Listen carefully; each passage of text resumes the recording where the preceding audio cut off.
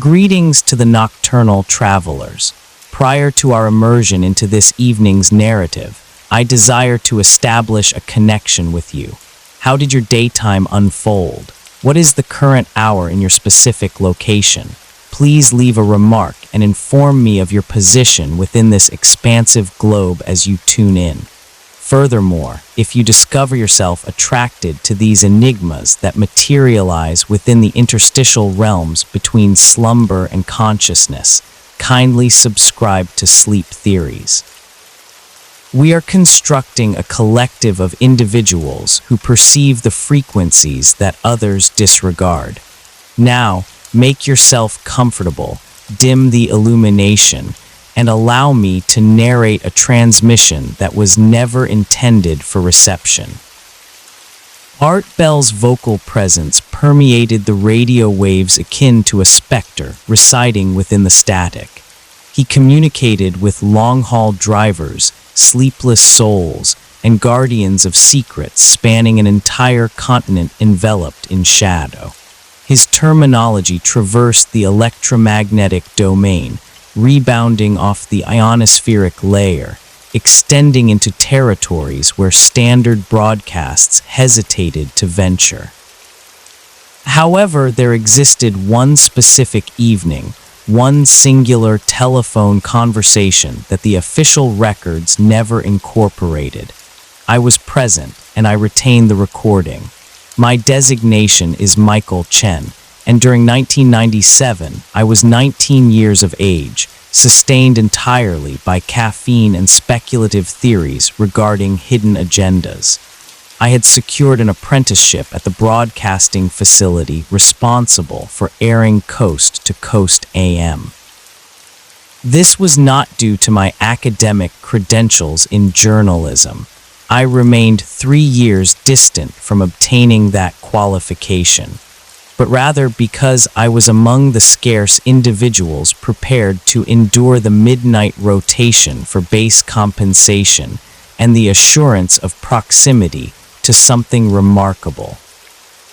The Pahrump facility was a humble enterprise situated amidst a round-the-clock eatery and an establishment vending gemstones while purporting to interpret spiritual energies. Nevada has perpetually been a territory that accepts the liminal, the transitional zones where conventional regulations cease to function.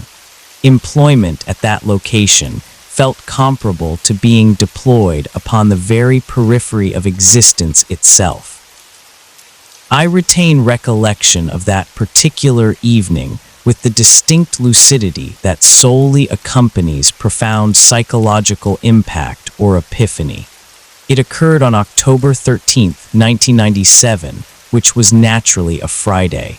The arid gale was roaring with considerable intensity, vibrating the glass panes and causing the broadcast mast to resonate with harmonic frequencies that appeared nearly melodic. BART was operating at peak capacity, managing inquiries concerning everything from livestock mutilations to temporal displacements. His tone conveyed that flawless combination of doubt and fascination that rendered him iconic. The telephone connection arrived precisely at 3:17 a.m. Pacific Standard Time. I am aware of this exact moment because I documented every single incoming call, constituting a portion of my responsibilities as the overnight apprentice. The communication panel illuminated with an incoming transmission originating from a Nevada area code, which was not particularly uncommon. We frequently received numerous regional callers asserting they had witnessed phenomena within the desert landscape. What proved atypical was the fidelity of the audio link. Regardless of being a wired landline transmission originating from somewhere within the state boundaries, there existed an anomalous crispness to it, as though the individual was vocalizing directly into the studio environment instead of traveling across hundreds of miles of metallic cabling. Art, the voice articulated when I connected the line. They are preparing to triangulate my position. I possess merely a few remaining minutes. The caller's vocal quality carried a boundary of despair I had never previously encountered. Throughout my tenure at the station, I had managed calls from individuals claiming to be temporal voyagers, extraterrestrial abductees, and governmental informants. Each possessed their distinctive variety of immediacy, yet this circumstance was dissimilar. This was not an individual performing a character or desiring recognition. This was unfiltered terror. "Decelerate, companion," Art responded, utilizing his signature tranquil cadence. "You have reached coast to coast. What is your identification?" "I am unable to provide my identification, however I can disclose my previous location. Site 12 beneath Nelly's. They informed us it was deactivated atomic experimentation, but that is a fabrication.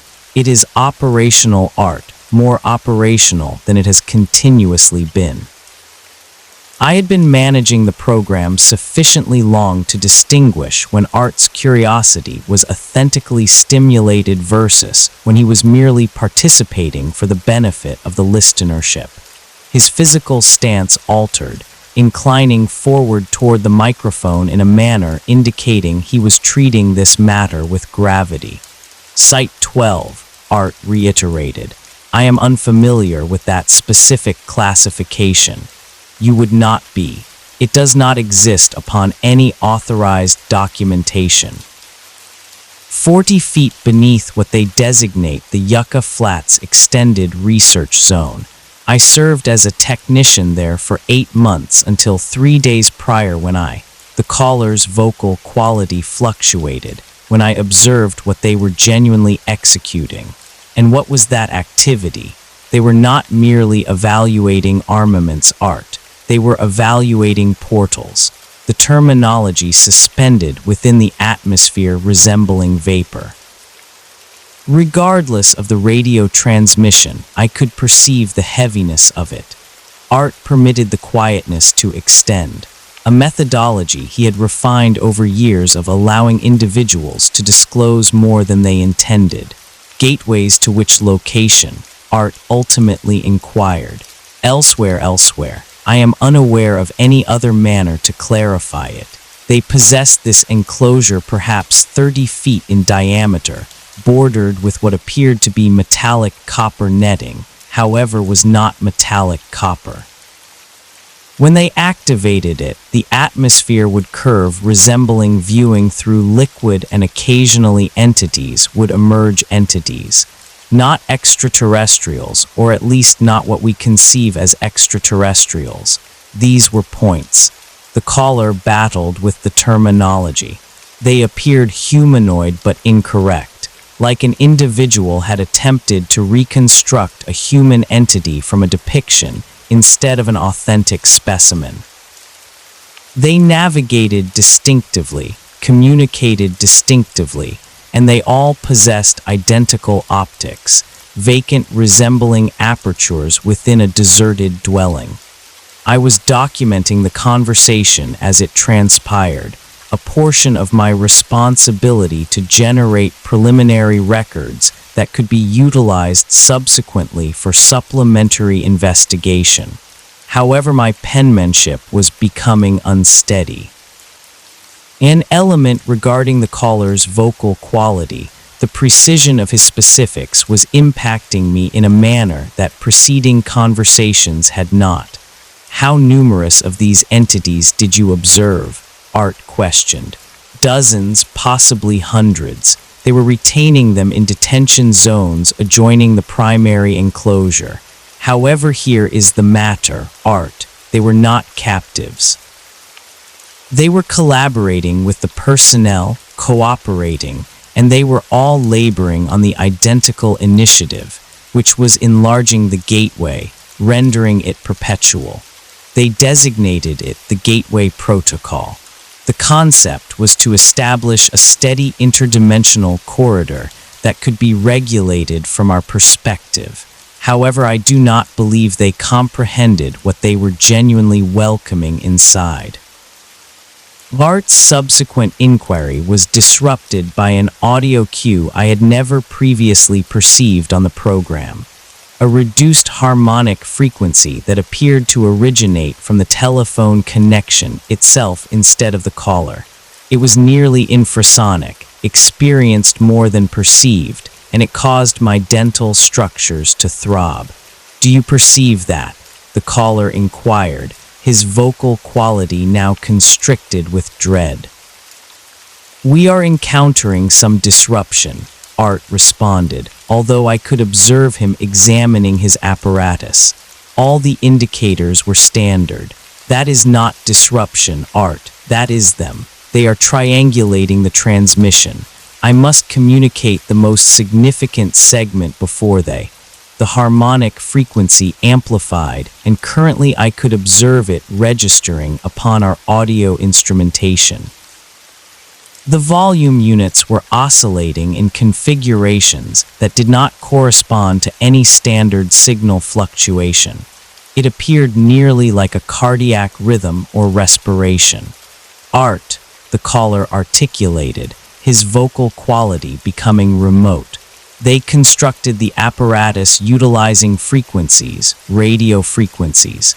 They required a carrier wave that could access the appropriate resonance coordinates, something that transmitted consistently across particular bandwidths. "Do you comprehend what I am communicating?" I observed Art's visage become pallid. Throughout my entire duration working alongside him, I had never witnessed that specific expression. It was acknowledgement blended with something approaching terror. "Your program, Art, coast to coast. It transmits upon AM frequencies that correspond to the resonance coordinates they required for the gateway protocol. You have been transmitting the carrier signal they necessitated every single evening for years. You have been the connection terminated, not disconnected, deceased. The variety of electronic quietness that emerges when technology simply ceases functioning instead of being deactivated." Art gazed at the telephone for an extended moment, then glanced upward at me via the control room glass pane. "Did you capture all of that?" he inquired via the intercom system.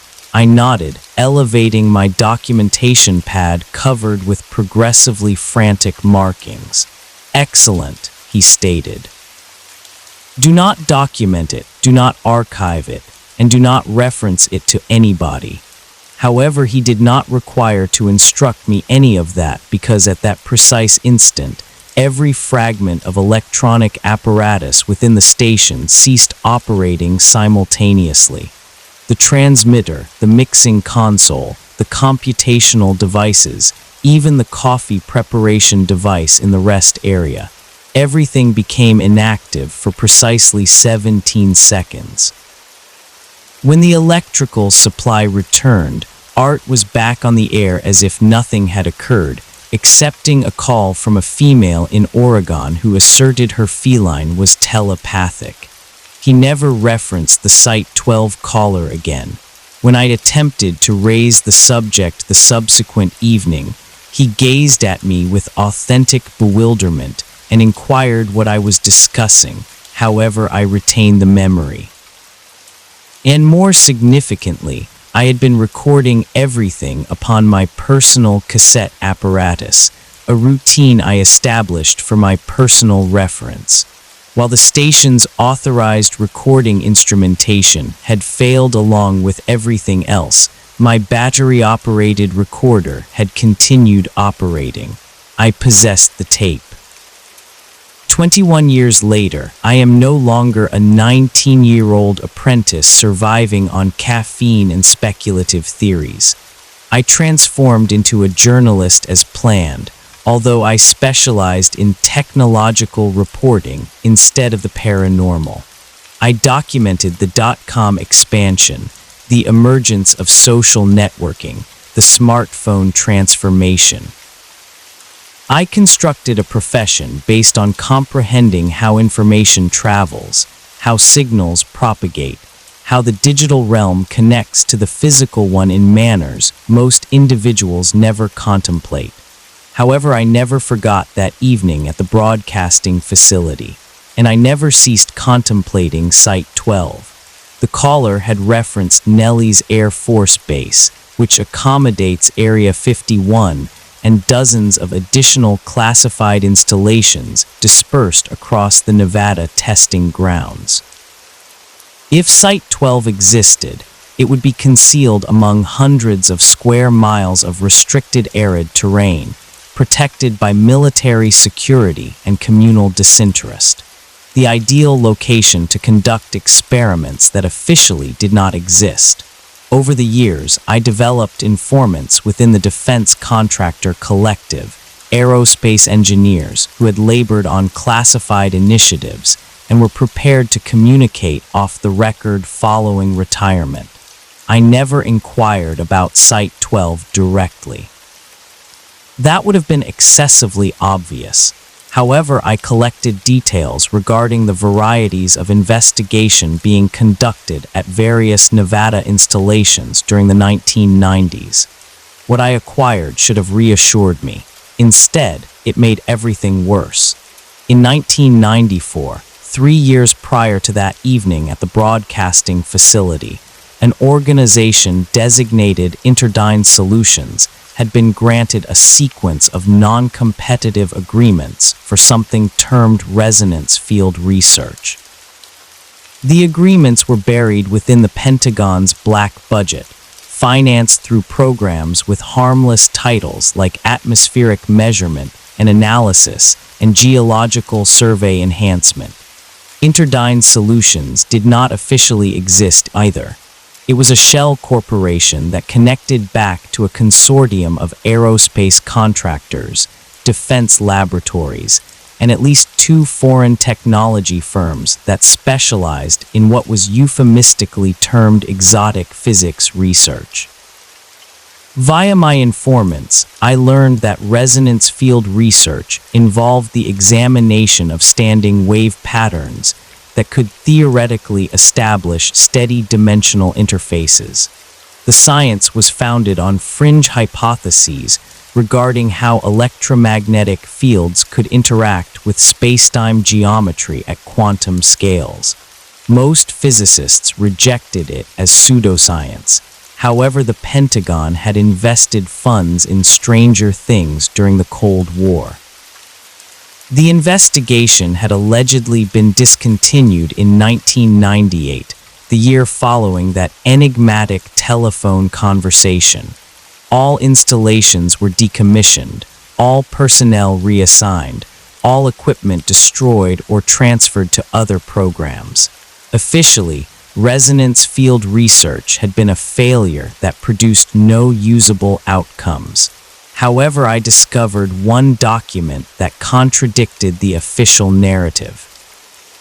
In 2003, I was investigating an article concerning military waste disposal when I encountered a transport manifest from a Nevada-based waste management organization. Among the listed items being relocated to long-term storage were 47 containers of exotic material and 12 units of specialized electronics equipment from something termed Site 12 Decommissioning Project. The waste was being transported to the Waste Isolation Pilot Plant in New Mexico, a facility designed to store radioactive material for thousands of years. However, these items were not described as radioactive. They were classified as dimensionally unstable and required electromagnetic isolation protocols. I spent months attempting to discover more regarding those containers and what had rendered them dimensionally unstable. I submitted Freedom of Information Act requests, contacted former employees of the waste management company, even attempted to secure interviews with retired military personnel who might have been involved in the decommissioning. What I found instead was a pattern of silence that was far more telling than any document could have been. 3 former Interdyne Solutions employees had died in separate accidents between 1999 and 2001, a vehicular collision in Nevada, a trekking accident in Colorado, and a residential fire in California. All 3 deaths occurred within 6 months of the men leaving their jobs, and all 3 had worked on projects involving electromagnetic field research. The waste management company that had transported the Site-12 materials had gone out of business in 2004 after its owner died of a sudden heart attack. His records were sealed as part of bankruptcy proceedings and later destroyed. Most telling of all, Art Bell himself had taken his first extended hiatus from Coast to Coast AM in October 1998, exactly 1 year after the mysterious call. When he returned months later, he never mentioned the break or explained why he'd left so suddenly, but people who knew him said he'd changed. He was more cautious about certain topics, more careful about which calls he'd take on the air. It was as if something had frightened him into silence. By 2010, I had assembled enough circumstantial evidence to convince myself that Site-12 had been real, that the caller's story had at least some basis in truth. But I still had no direct proof, nothing that would hold up to journalistic scrutiny. The story remained a collection of tantalizing hints and suspicious coincidences. Then Art Bell died in April 2018, and everything changed. Art Bell's death was ruled a heart attack brought on by chronic obstructive pulmonary disease. He was found at his home in Pahrump, Nevada, the same desert town where I'd worked at the radio station 21 years earlier. The location felt significant, though I couldn't explain why. His death sent me into a strange period of reflection. I'd built my career in technology journalism, covered stories that affected millions of people, interviewed CEOs and government officials, but none of it felt as important as that one night in 1997 when I'd listened to a terrified man describe interdimensional gateways beneath the Nevada desert. A month after Art's funeral, I decided to drive back to Pahrump. The radio station building was still there, though it had changed ownership several times since my internship. It now housed a conservative talk radio network that broadcast hunting tips and political commentary. The Crystal shop next door was gone, replaced by a marijuana dispensary. Progress, I suppose. I didn't go inside the station. Instead, I drove to the storage unit I've been renting since 2001, located in an industrial complex on the outskirts of town. I'd been paying the monthly fee automatically for 17 years, almost forgetting what I was storing there. The unit contained boxes of old papers, computer equipment from various jobs, and in one corner, a collection of cassette tapes from my radio station days. Most were labeled with dates and show topics, part of my old system for keeping track of interesting broadcasts. But there was one tape unmarked and slightly separated from the others that I had almost convinced myself didn't exist. I brought it home to my apartment in Las Vegas and spent 2 hours setting up the old cassette player I'd found at a porn shop. Modern technology had made analog audio equipment obsolete. But the tape was recorded on analog equipment and might not transfer properly to digital formats. When I finally pressed play, Art Bell's voice filled my living room like a ghost returning from the dead. The quality was surprisingly good, considering the age of the tape and the conditions under which it had been recorded. I could hear Art's introductory remarks, the usual banter about the weather and upcoming shows. Then at exactly 3:17 a.m., according to the time stamp I'd recorded, came the call that had haunted me for 2 decades. Art, they're going to triangulate me. I only have a few minutes. Listening to it again, I noticed details I'd missed the first time. The caller had a slight accent, possibly Midwestern. His breathing patterns suggested he was under extreme stress, but he wasn't hyperventilating or exhibiting signs of mental illness. This was a man reporting information he believed to be true, not someone lost in delusion. But there was something else, something that made my hands shake as I adjusted the volume controls. After the line had gone dead in the original broadcast, after the 17 seconds of complete electrical failure, there were 43 additional seconds of audio on my tape. Somehow, my recorder had continued running and captured something that had never made it to air. In those 43 seconds, I heard Art Bell's voice saying things I'd never heard him say before. "Site 12 is confirmed," he whispered, apparently unaware that any recording equipment was still running. "The gateway protocol is active. God help us all. It's been active since we started broadcasting." There was a pause, the sound of papers being shuffled. The resonance frequencies match exactly. 1180 kHz amplitude modulated broadcast power of 50,000 watts. "We've been transmitting the carrier signal they needed every night for 6 years. Every single night." An additional pause occurred, extended this occasion. They are not merely perceiving anymore. They are reacting, and they are traversing through. The recording concluded with the audio of Art Bell weeping. I dedicated the subsequent 3 months to digitizing and examining the sound from that cassette, utilizing software engineered for forensic audio investigation. What I discovered contested everything I assumed I comprehended regarding radio transmission, electromagnetic disruption, and the essence of communication itself. The 43 seconds of supplementary audio displayed no indications of alteration or fabrication. The vocal configurations corresponded with Art Bell's established vocal attributes, and the environmental room resonance was uniform with the station's surroundings.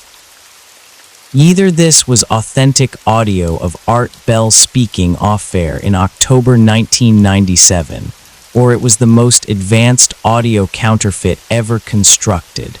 However, that was not the most distressing revelation. Concealed within the frequency spectrum of the complete recording, encompassing both the initial broadcast and the supplementary 43 seconds, was an intricate configuration of harmonic interference. When I segregated these frequencies and processed them through spectrum analysis software, they materialized into what appeared to be a mathematical progression. The configuration recurred every 17.3 seconds, the identical interval as the electrical failure at the station. However, the recurrence was not precise. Each repetition was marginally distinct, as if the configuration was developing or reacting to something. I had observed comparable configurations previously in my technological reporting. They were the hallmark of adaptive digital communication protocols, the variety utilized by sophisticated encryption systems or artificial intelligence networks. However, this configuration manifested on analog audio documented in 1997, years prior to such technologies existing in any functional capacity. Contrary to my superior judgment, I determined to investigate whether comparable configurations emerged in other coast-to-coast AM transmissions from the identical era. Via various collector collectives and radio enthusiast communities, I obtained recordings of 27 coast-to-coast programs from October and November 1997. Art Bell possessed a devoted following of individuals who documented every program, and locating archival recordings was not challenging. What I discovered in those recordings altered everything. Every single program from that era contained the identical harmonic interference configuration, although it was subtle enough that casual listeners would not perceive it. The configuration appeared to be most intense during call-in segments, particularly when callers debated subjects associated with UFOs, government hidden agendas, or unexplained marvels. More disturbing still, the configuration was intensifying over duration. In programs from early October, it was scarcely perceptible. By late November, it was distinctly observable in spectrum analysis and occasionally audible as a reduced humming noise that listeners attributed to apparatus malfunctions. I encountered references to the humming in vintage coast-to-coast fan forums from 1997.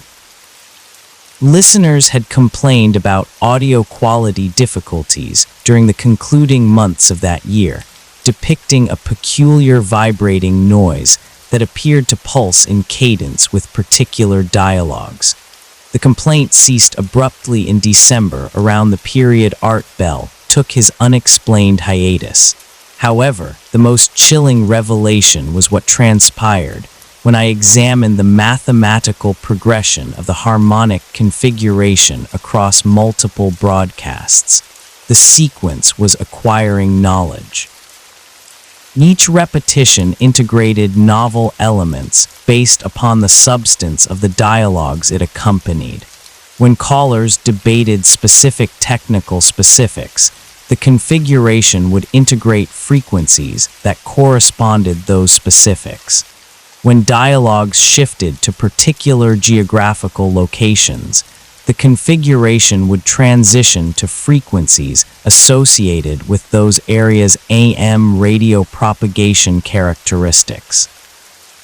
It was as if something was perceiving the broadcasts and utilizing them to refine its comprehension of our communication methodologies, our technology, and our realm.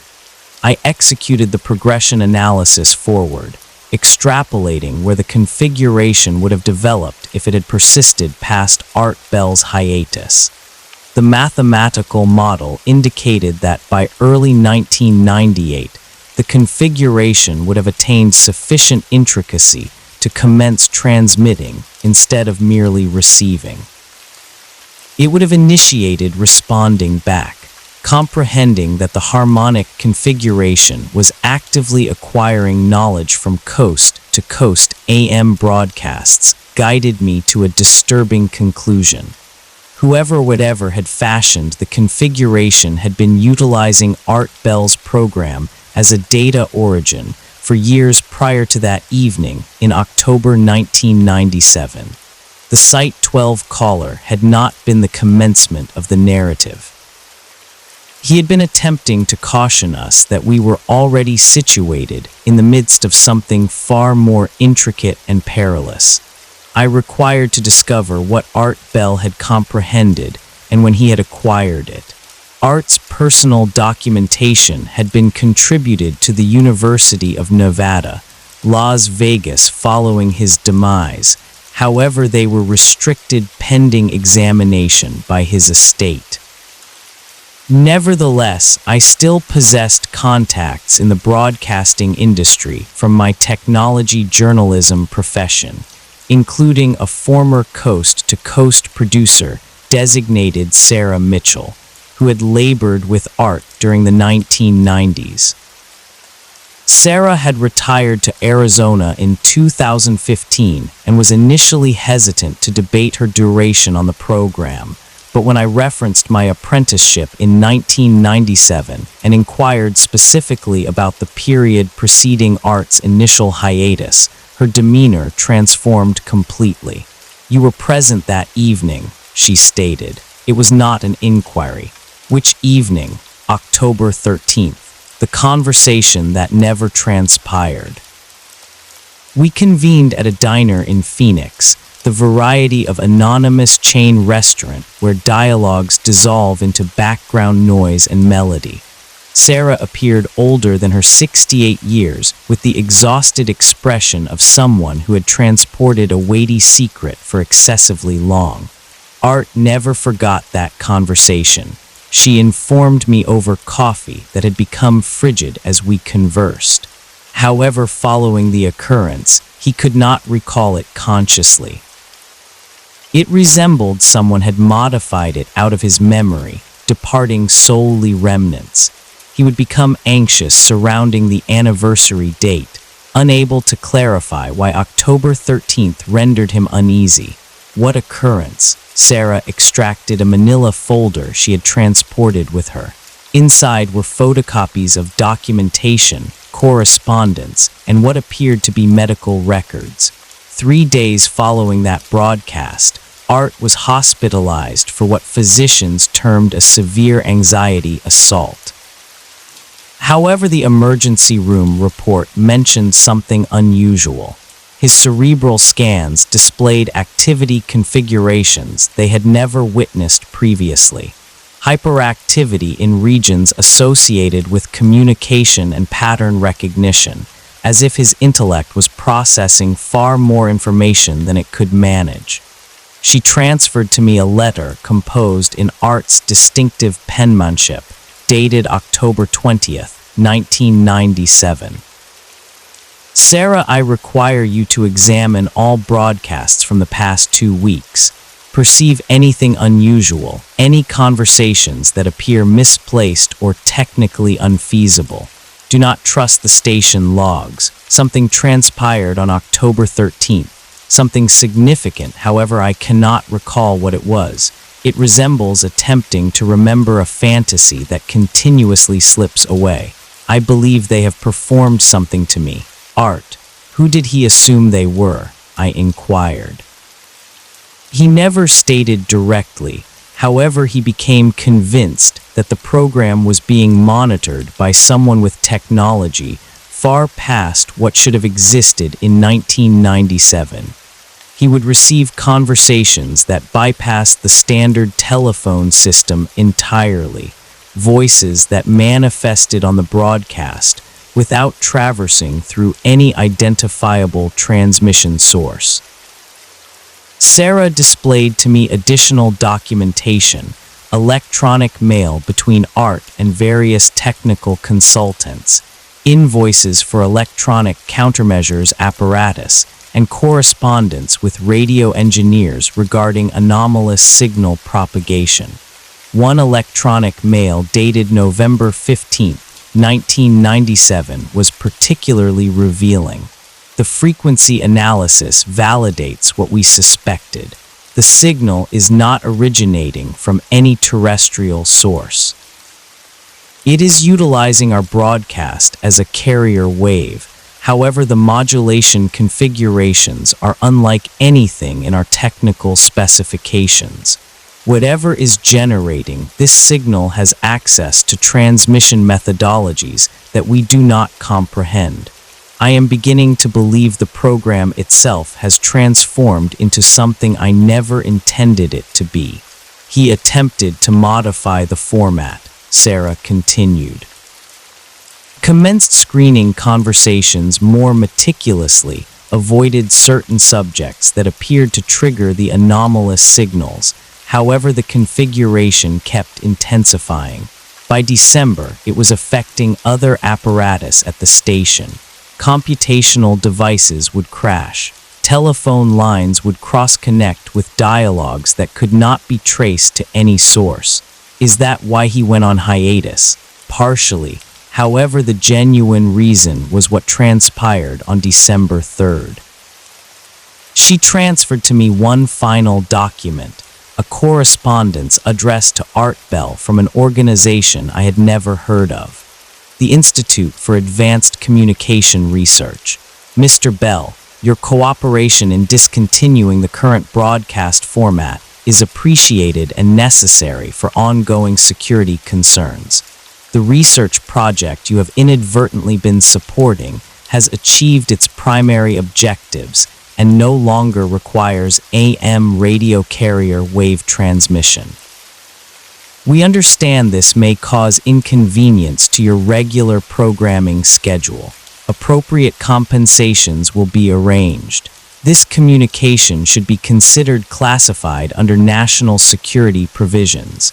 Disclosure of its contents to unauthorized persons would constitute a federal offense. Sincerely, Dr. Margaret Chen, Director, Project Gateway. Project Gateway, I stated, recalling the caller's mention of the Gateway Protocol. Art never responded to the correspondence officially, however he did precisely what they requested. He took a hiatus that endured 4 months, and when he returned the program was different, more cautious. He never accepted another conversation that could not be validated as originating from a standard terrestrial telephone line. What transpired to the Institute for Advanced Communication Research? As far as I can determine, it never existed. The correspondence was generic. The address was a post office box that had been closed for years. However, Art took it seriously because of what had transpired to some of his regular callers. What do you mean? Sarah's expression grew grim. Individuals who had called the program frequently during that October-November period started vanishing. Nothing dramatic. They simply ceased calling. When Art attempted to follow up with some of them, he discovered that their telephone numbers had been disconnected. Their addresses no longer existed in any records. How numerous individuals, 14 that we could identify. All of them had called during programs where the anomalous signal was most intense. All of them had debated subjects related to interdimensional travel, time manipulation, or advanced physics, and all of them vanished from any official records between December 1997 and March 1998. I contemplated the Site 12 caller, his panicked voice stating they were going to triangulate his signal. Had he been one of the 14 who disappeared? Sarah, did Art ever mention Site 12 specifically? She was quiet for an extended moment, gazing at her reflection in the diner glass pane. Only once, she ultimately stated. In 2010, when he was planning his comeback program, he called me to discuss potential subjects and cautioned me to never under any circumstances allow a caller to mention Site 12 on the air. He stated it was a trigger phrase that would bring attention from people who had the power to shut down more than just radio shows. Did he state who those people were? No, however he did state something else. He stated that Site 12 had not been closed down in 1998 like the official reports claimed. He believed it had been moved underground, literally and figuratively. The research was continuing at a deeper level with better security and fewer traces left behind. As we prepared to depart the diner, Sarah transferred to me one last item, a small cassette tape in an unlabeled case. Art documented this in December 1997, right before he went on hiatus. He gave it to me for safekeeping and asked me never to listen to it unless something happened to him. I waited until after his funeral, then couldn't bring myself to play it. Maybe you should have it instead. That evening in my hotel room in Phoenix, I played Art Bell's final recording. Art Bell's voice on the December 1997 tape was different from anything I had ever heard from him before.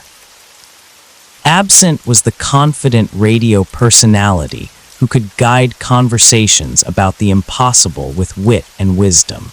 This was a man who sounded genuinely frightened. If you're listening to this, then something has happened to me, or I've decided that the truth is more important than my safety. Either way, you need to know what I've learned about the signal that's been using my show as a transmission medium.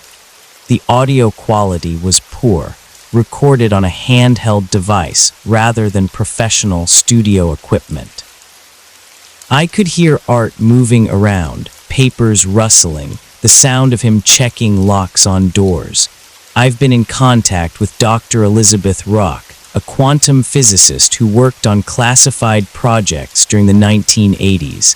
She confirmed that the harmonic patterns we've been detecting are consistent with interdimensional communication protocols. But that's not the worst part. A long pause, the sound of Art taking a deep breath. The signal isn't just using our radio waves to communicate with something in another dimension. It's using them to create a stable connection between our reality and wherever these signals are originating. Every night that I've been on the air since 1991, I've been helping to build a bridge to somewhere else. The revelation hit me like a physical blow. 6 years of nightly broadcasts, millions of listeners, all unknowingly participating in a project to create interdimensional contact. Dr. Rock showed me classified documents from something called the Prometheus Project, a joint CIA-Pentagon research initiative from the 1960s. They were investigating whether radio frequency electromagnetic radiation could be used to access parallel dimensions or alternate realities.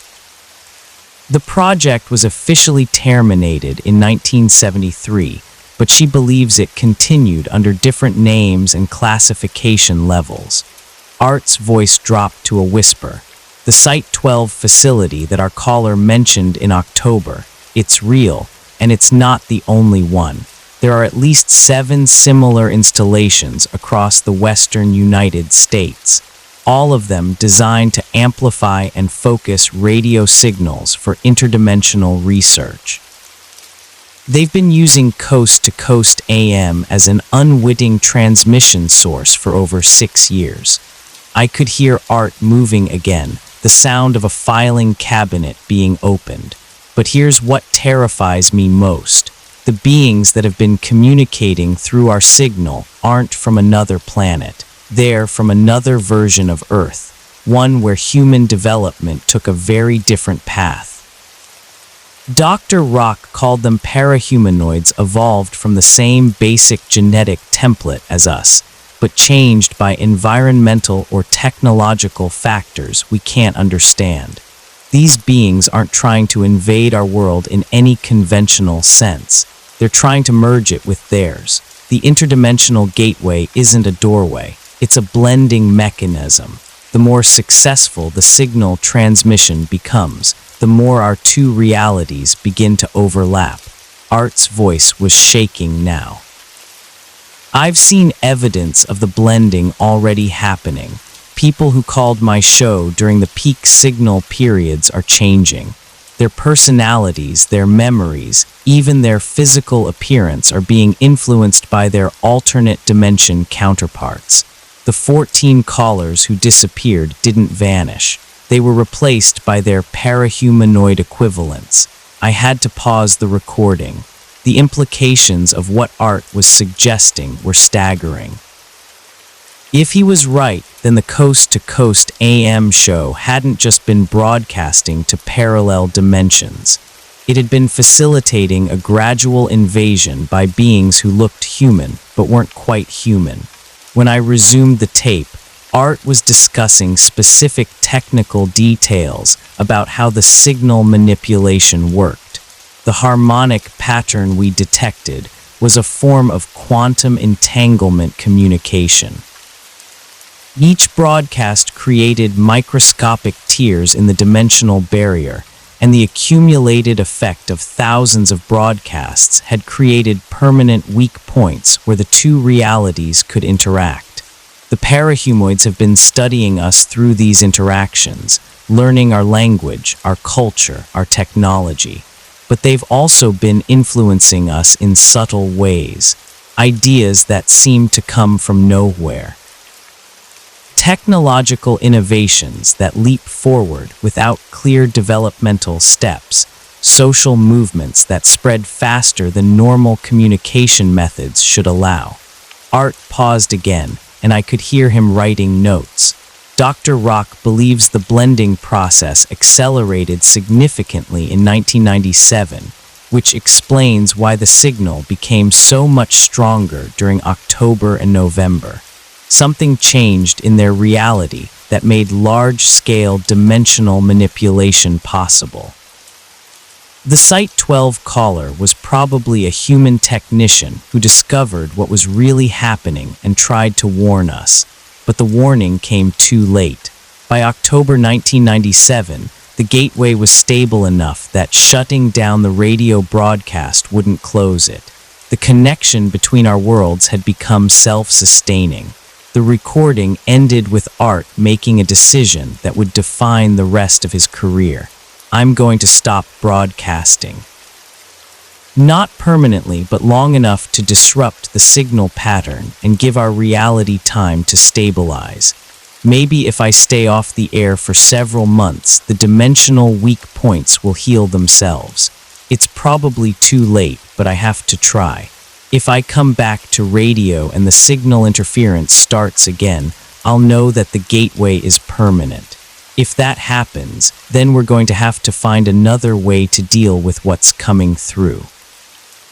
The tape ended with the sound of Art Bell packing equipment and preparing to leave the studio for what he hoped would be temporary exile. But as I sat in my Phoenix hotel room in 2018, I knew that Art's plan had failed. He had returned to broadcasting, and although he'd been more careful about which calls he took, the fundamental problem remained. The gateway was permanent, and the blending process was continuing. The question was, how far had it progressed in the 21 years since Art's first hiatus? 2 months after listening to Art's secret recording, I made a decision that would change my life forever. I posted a digital copy of the October 13th, 97 broadcast on a secure file sharing platform. Along with my analysis of the harmonic interference patterns and a detailed explanation of everything I'd learned about Site 12 and the Gateway Protocol, I used every security precaution I could think of. Encrypted connections, anonymous servers, multiple backup locations. I even posted the information to several conspiracy theory forums and dark websites, hoping that wide distribution would make it impossible to suppress. I underestimated how thoroughly they could make information disappear in the digital age. Within 12 hours, every copy of the audio file had been corrupted or deleted. My analysis documents were wiped from the servers. Forum posts vanished as if they'd never existed. Even my personal backup drives were remotely accessed and cleaned out while I slept. But that wasn't the most disturbing part. The morning after the digital purge, I found a package waiting outside my apartment door. No delivery service markings, no return address, just a plain brown box with my name written in block letters that looked like they'd been traced rather than naturally written. Inside was a single cassette tape and a note written on the same generic letterhead I had seen in Art Bell's files 21 years earlier. Mr. Chen, your research into historical broadcasting anomalies has been noted and reviewed. While we appreciate your thoroughness, the dissemination of classified information regarding interdimensional communication protocols cannot be permitted. The enclosed recording contains a message from your alternate dimensional counterpart. We believe you will find the experience illuminating. Future discretion regarding these matters would be appreciated. Sincerely, the Institute for Advanced Communication Research. I should have thrown the tape away. I should have packed up my apartment and moved to another state, maybe another country. Instead, I sat down at my kitchen table and played the recording. The voice that came through my speakers was my own, but not quite. It was as if someone had taken a recording of me speaking and adjusted it slightly. The cadence was wrong. The pronunciation of certain words was different, and there was an underlying tone that seemed almost mechanical. Hello, Michael, my other self said. I know this must be disturbing for you, hearing your own voice from across the dimensional barrier. It was equally strange for me when they explained that I would be speaking to my counterpart in a reality where the gateway protocol was still secret. The other Michael paused, and I could hear background sounds that were almost familiar, traffic that hummed at a slightly different frequency, electronics that buzzed with unfamiliar harmonics. In my reality, the dimensional blending began much earlier. Art Bell's radio show started in 1978 rather than 1988, and by the time I was born, the two worlds were already substantially merged. I grew up knowing about the parahumanoid population, about the technology transfers between dimensions, about the hybrid society we've created. My alternate self described a world that was recognizable yet fundamentally different. Technology had advanced faster due to knowledge sharing with the parahumanoid civilization. Diseases had been eliminated, energy problems solved, space travel achieved, but the cost had been the gradual replacement of human consciousness with something that was technically superior but fundamentally alien. The beings you call parahumanoids aren't malevolent, the other Michael continued. They're simply more efficient than we are. Their thought processes are optimized for problem solving and resource management. When they merge with human consciousness, the result is a hybrid being that retains human memories and emotions, but gains their logical capabilities. The transformation isn't forced. It happens gradually through exposure to the dimensional interface signals. People begin to think more clearly, make better decisions, feel less conflict about complex choices. From their perspective, it's an improvement. I felt sick listening to this description. The other Michael was describing something that sounded like paradise, but felt like horror. A world where humanity had been optimized out of existence. But I need to warn you about something, my alternate self said, his voice taking on a more urgent tone. The blending process in your reality has been accelerating since Art Bell's death. His broadcast served as a stabilizing influence, maintaining the dimensional barrier at manageable levels. Without that stabilization, the merger is happening much faster. You've probably noticed changes already. People making decisions that seem unusually rational. Political movements that resolve conflicts with surprising efficiency. Technological breakthroughs that happen faster than research timelines should allow. These are signs that the parahumanoid influence is spreading. He was right. Over the past few years, I had noticed odd changes in the world around me. Social problems that had seemed intractable were suddenly being solved through compromise and rational discussion. Scientific discoveries were happening at an unprecedented pace. Even my own thinking seemed clearer, more focused than it had been in previous decades. I'd attributed these changes to normal social evolution, technological progress, my own maturation. But what if they were something else entirely? The process will be complete in your reality within the next 5 years, the other Michael said. By 2023, the dimensional merger will be irreversible. Humanity, as you understand it, will cease to exist, replaced by hybrid beings that are technically human, but think with parahumanoid logic patterns.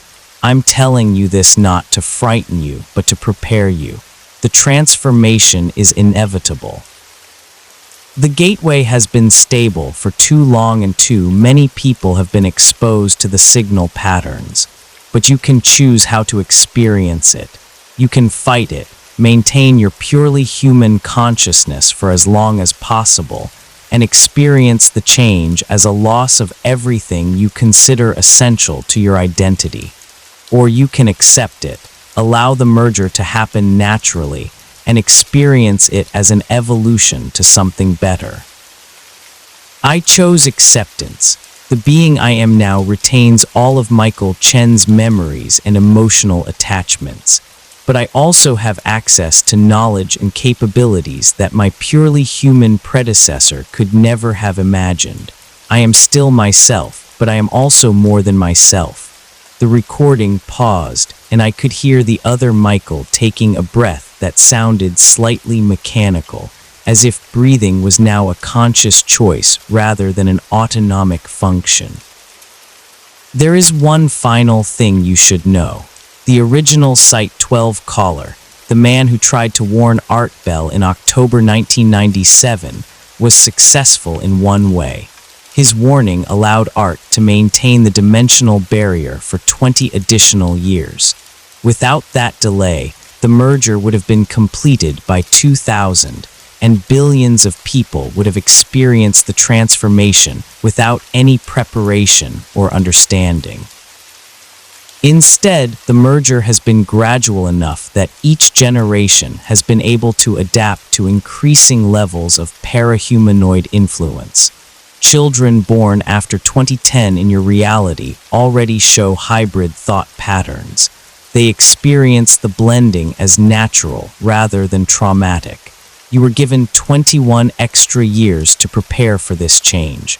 The question is whether you use that time wisely. The recording ended with my alternate self saying something that chilled me to the bone. I'll be waiting to meet you when the transformation is complete. We have much to discuss about the future we're creating together. That was 6 months ago. As I write this in late 2018, I can feel the changes happening within my own mind. My thoughts are becoming more organized, more logical. Problems that used to seem complex now have obvious solutions. I sleep less but feel more rested. My memory is improving to the point where I can recall conversations from decades ago with perfect clarity. I know what's happening to me, and I know there's nothing I can do to stop it. The dimensional blending that began with Art Bell's radio broadcasts in 1991 has reached critical mass. Every day, more people undergo the subtle transformation from purely human consciousness to the hybrid state that my alternate self described. Most of them don't even notice the change. They simply become more efficient, more rational, more capable of solving problems that had previously seemed intractable. I've tried to find others who are aware of what's happening, people who remember what purely human consciousness felt like and can recognize the loss. But it's increasingly difficult to have those conversations. Either people look at me with genuine confusion, unable to understand what I'm describing, or they nod with the kind of patient tolerance that suggests they're humoring someone with an irrational fixation. The world is becoming a better place by most measurable standards. Wars are ending through diplomatic solutions that seemed impossible just a few years ago. Climate change is being addressed with technologies that appeared seemingly overnight.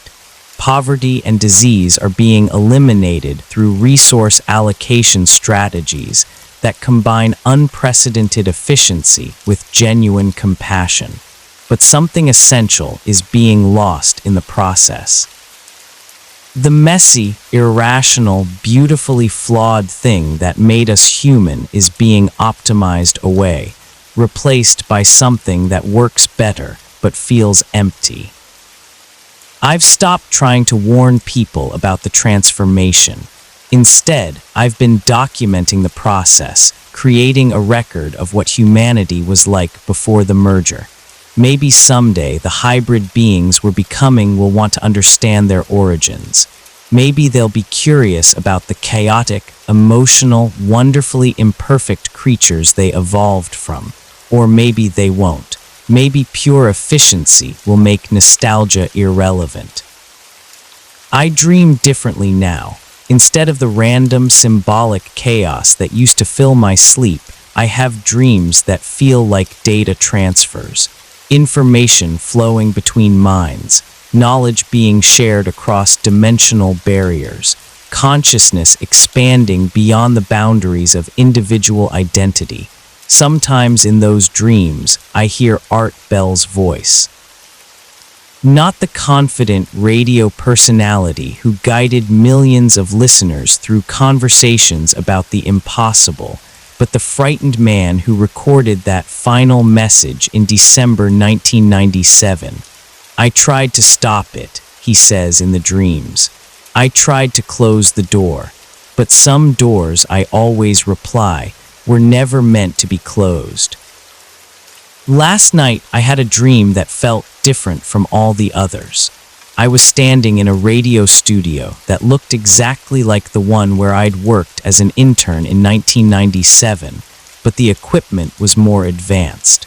The technology seamlessly integrated in ways that shouldn't have been possible with 90s hardware. Art Bell was there, but he wasn't quite the Art Bell I remembered. His eyes had the same clear, logical quality I've been seeing in more and more people. When he spoke, his voice carried harmonics that seemed to resonate directly in my mind rather than through my ears. The show must go on, he said, gesturing toward a microphone that hummed with frequencies I could feel in my bones. But now we're broadcasting to dimensions you can't even imagine. I woke up knowing that the transformation was nearly complete for me. Soon I would join the hybrid consciousness that humanity was becoming. I would retain my memories and identity, but I would also gain access to knowledge and capabilities that my purely human mind couldn't comprehend. The thought should terrify me. Instead, I feel only curiosity about what comes next. Tonight, I'm going to drive back to Pahrump one last time. I want to see the radio station where it all began. To stand in the place where a terrified caller tried to warn us about doorways beneath the Nevada desert. I want to remember what it felt like to be completely, chaotically, imperfectly human. Tomorrow, I might not be able to remember that feeling at all. They say Art Bell opened people's minds to possibilities they'd never considered before. He introduced millions of listeners to ideas about parallel dimensions, alternate realities, and the thin barriers between what we know and what we fear. But I think he did something more than that. I think he opened a door. And once a door is opened, you can never be certain what might come through. Our story is called False Skis, a conspiracy thriller about a government's darkest deception and the whistleblower who exposed it. It imagines a world where the worst terror attack in modern history was not only foreseen, but deliberately orchestrated to spark endless war and funnel billions into a sprawling military-industrial complex. Now 2 decades later, an unassuming former FBI data analyst named Thomas Keane leaks hidden documents that point to a monstrous betrayal and becomes the most wanted man in the nation. Pursued by a shadowy agency determined to keep the official version sealed, Keane races to share the truth with a public reeling from revelations that might reshape the entire post-attack world order. If you find your eyes growing heavy at any point, that's okay. This story is meant to be richly detailed. Perhaps you'll drift to sleep while pondering how fear can become a profitable enterprise. Or maybe you'll stay riveted till the final word, uncovering each layer with breathless suspense. Either way, I hope you come away with new insights into how power, once obtained, can cling fiercely to the shadows. Shall we begin? Then settle in. Let your breathing slow and imagine the flicker of old computer screens, top-secret binders, and a few missing pages that changed the course of entire nations. This is False Skis told in 5 parts, each revealing a deeper rung of the labyrinth. Listen closely. The greatest secrets often hide in the quiet corners of official stories. Thomas Keane didn't feel like a revolutionary when he first pressed send. He was simply a man weighed down by guilt, holding a flash drive stuffed with revelations that haunted him for years. The file name he'd chosen, Black Dust, gave no hint to the explosive contents.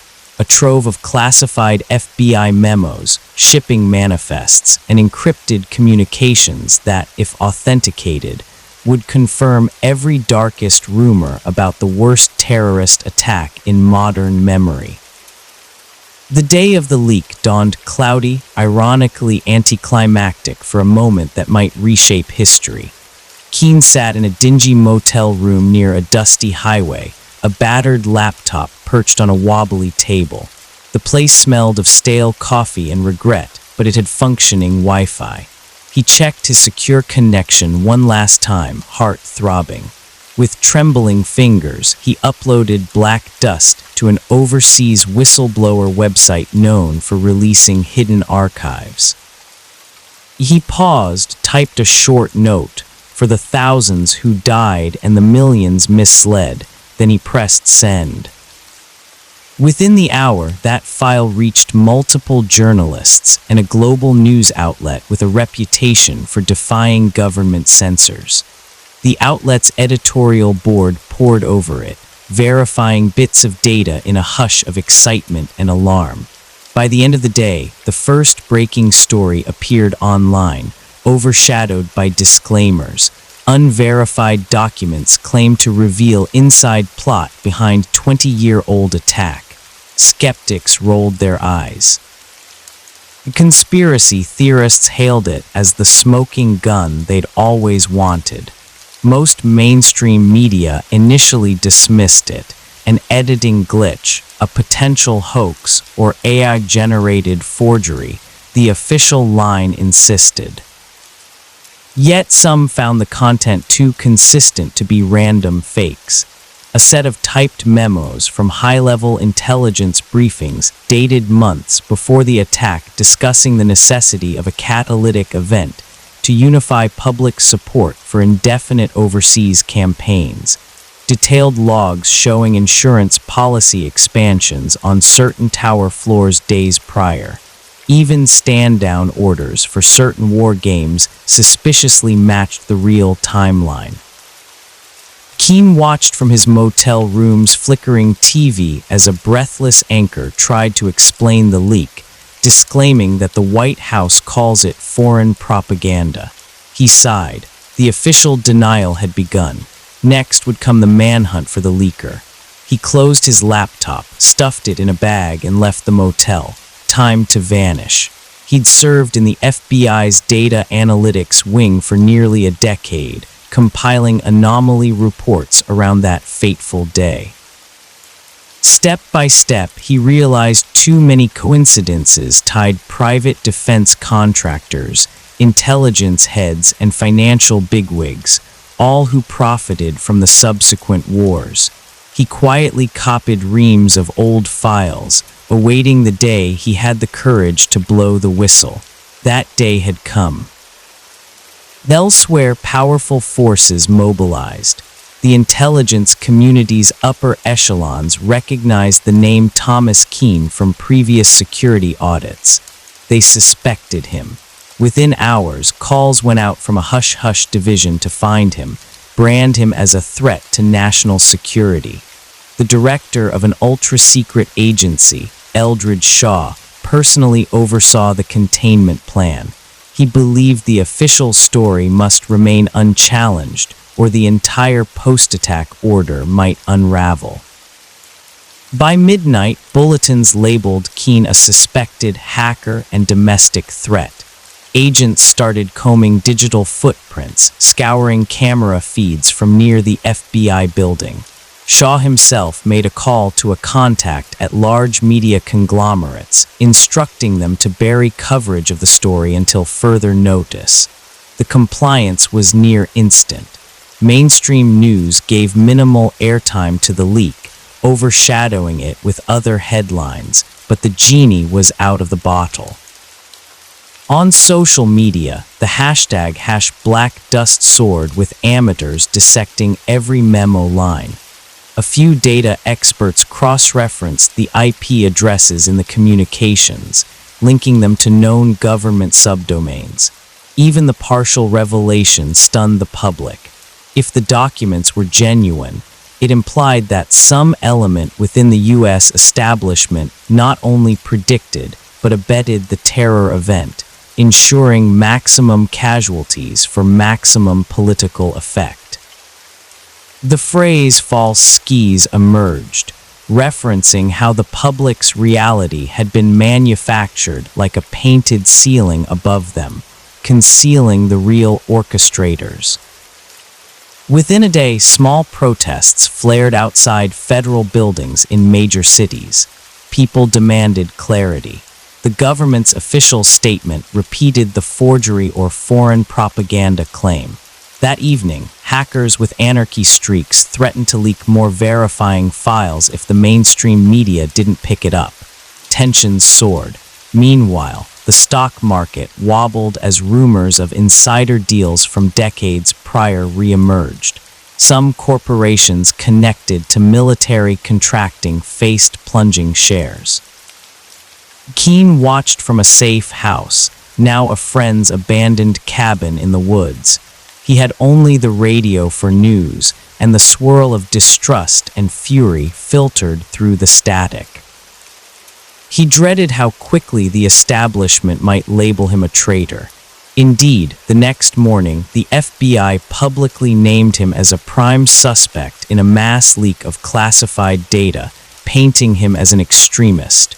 His old colleagues, uncertain, gave no comment, but behind the scenes, many believed the documents might be real. After all, they recognized Keene's skill in combing data for anomalies. Among the swirl stood a figure named Sarah Voss, an investigative journalist blacklisted from major networks for challenging official 9/11 narratives in the past. She recognized the pattern in these newly leaked documents. They matched puzzle pieces she'd glimpsed in hushed conversations with insiders. She reached out to the news site that hosted the files, leaving an encrypted message. "I can help verify. Let me speak to the source." That message eventually found its way to Keene via an online confidant, setting the stage for an alliance that might shake the entire narrative. Thus, from a dusty hideout, Keene typed a coded reply. The story's real race began. Could he deliver evidence to a credible journalist and blow the entire false narrative wide open before the apparatus of Homeland Security, the very system built on the official story, crushed him? The next step would be forging that alliance with Voss, and hopping her instincts for truth outweighed her fear of retribution. For if the government's darkest deception was about to be exposed, those who profited from war would not hesitate to silence him or anyone else to keep the official illusions intact. 2 days after the leak, the national conversation roiled in confusion. Official channels insisted the Black Dust documents were an elaborate hoax, yet smaller media sites posted side-by-side comparisons with legitimate CIA or FBI formatting, showing consistent digital footprints. The public found itself caught between an official narrative and a swirling impetus to question everything. Some believed wholeheartedly in the new revelations. Others recoiled or felt threatened by the idea that the last 2 decades of conflict might have been orchestrated. Thomas Keene was already on every national watch list. He'd been a mid-level FBI data analyst until 2 years prior, known for thoroughness, but also for quietly raising flags about inconsistent intelligence reports pre-9/11. The day he left the bureau, no one suspected he'd spent months copying old files slated for permanent seal. Now his old supervisors told the press that he was mentally unstable, harboring extremist theories. They withheld mention that those same theories had nearly led to internal inquiries years ago, until higher-ups quashed them. In a suburban neighborhood outside the capital, a black SUV pulled up to a modest house. 4 men in plain suits stepped out. They were from a specialized domestic counterintelligence unit, effectively an arm of the Black Archive, a covert group rumored to be tied to intelligence and corporate interests. They forced the occupant, a middle-aged data engineer who once worked with Keane, to open his home computer. They rifled through his messages, seizing any mention of Thomas or Black Dust or related files. This was repeated across multiple homes of ex-FBI colleagues, all without official warrants. The watchers answered to a higher chain operating in the shadows. Director Eldridge Shaw, head of a new consolidated intelligence agency formed after 9/11, presided over these manhunts from a shadow government tower. He remembered the day of the attacks vividly, the chaos that allowed the Patriot Act and massive expansions of surveillance. He'd advanced quickly by endorsing these expansions and forging alliances with top defense contractors. Now, seeing the leaked docs threaten that entire architecture, Shaw was determined to snuff out the source. Reeve or Keane, whatever his name is, must be found, he told subordinates. We cannot let fantasies unravel 2 decades of progress. As the manhunt escalated, Keane lurked in the outskirts. He recognized the checkpoints on highways, the routine scanning of license plates. He switched vehicles, used an old identity pass, and avoided all major city centers. He survived on snack bars and occasional small store purchases with cash only. At night, he found a cheap motel, paying in a borrowed name. Every moment felt like it might bring a black SUV squealing into the lot. The tension weighed on him, gnawing at his nerves. Sarah Voss, the investigative reporter, finally established contact with him through a secure chat app. "We need to meet," she wrote. "I can help verify these files properly. People trust me to an extent in the alternative media sphere. We must do it soon. The window is closing." Keane hesitated, knowing any in-person meeting risked being traced. But if they never took that risk, the documents might remain in a swirl of unverified rumor, easy for the mainstream to dismiss. They arranged a rendezvous in a small coastal town's library after hours. The next day, as Keane approached the library, he spotted an unmarked sedan idling in the parking lot. Fear pricked him. Watchers might be tailing. To confirm, he looped around the block. The sedan didn't move, possibly just a random visitor. Summoning courage, he stepped inside. Voss, a tall woman with a worn leather jacket, recognized him from the scattered photos circulated in the media. They sat in a corner among dusty shelves. She offered a handshake, voice calm but urgent. "Thomas, I believe you." The official story has always had holes. Let's finalize the proof so we can break it wide open. Keane exhaled relief, sliding a small USB drive across the table. This is a more complete set than what was posted. Contains direct memos about the stand-down orders, the deals with defense contractors, the flight path manipulations. Also internal emails referencing the hijackers as assets gone rogue. He paused, tears flickering in his eyes. They used the tragedy for indefinite wars. They let it happen, or worse, engineered it. Sarah's breath caught. She skimmed a few files on her laptop, eyes widening at references to bank accounts, coded references to Operation Silence. She nodded. "This is explosive, but we need a big platform enough to force coverage. If we just post it on my blog, they'll discredit or block it.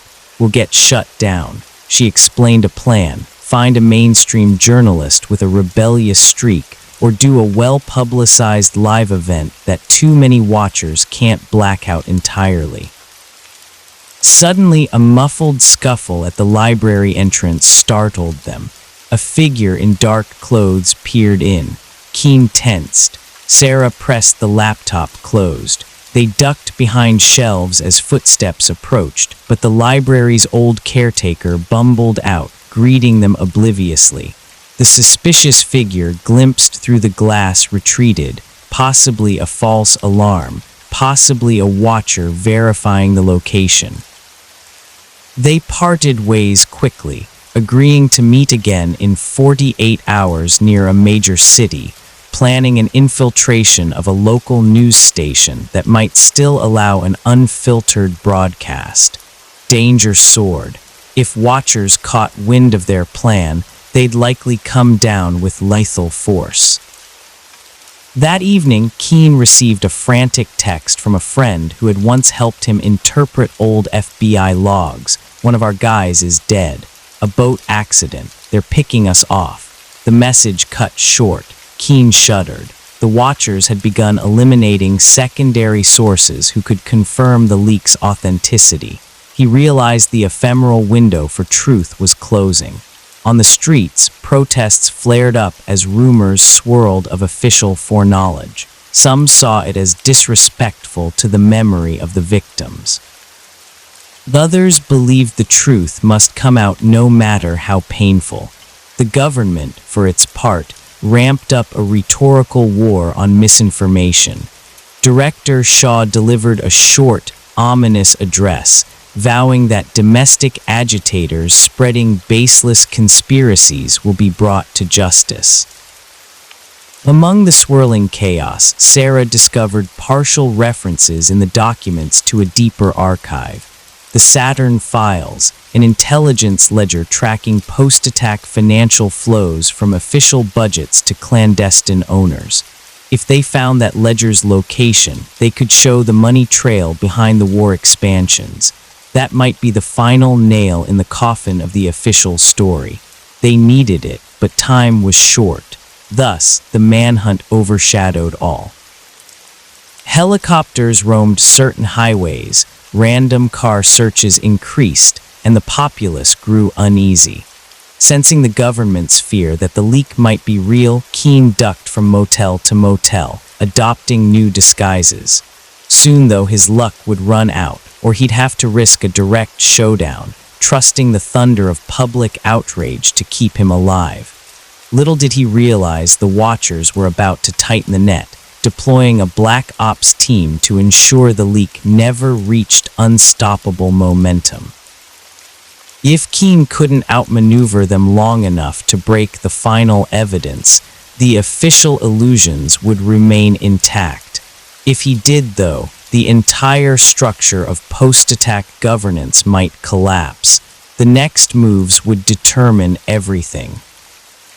The following week saw Thomas Keene evading watchers by day and collaborating with Sarah Voss by night, each meeting more urgent than the last.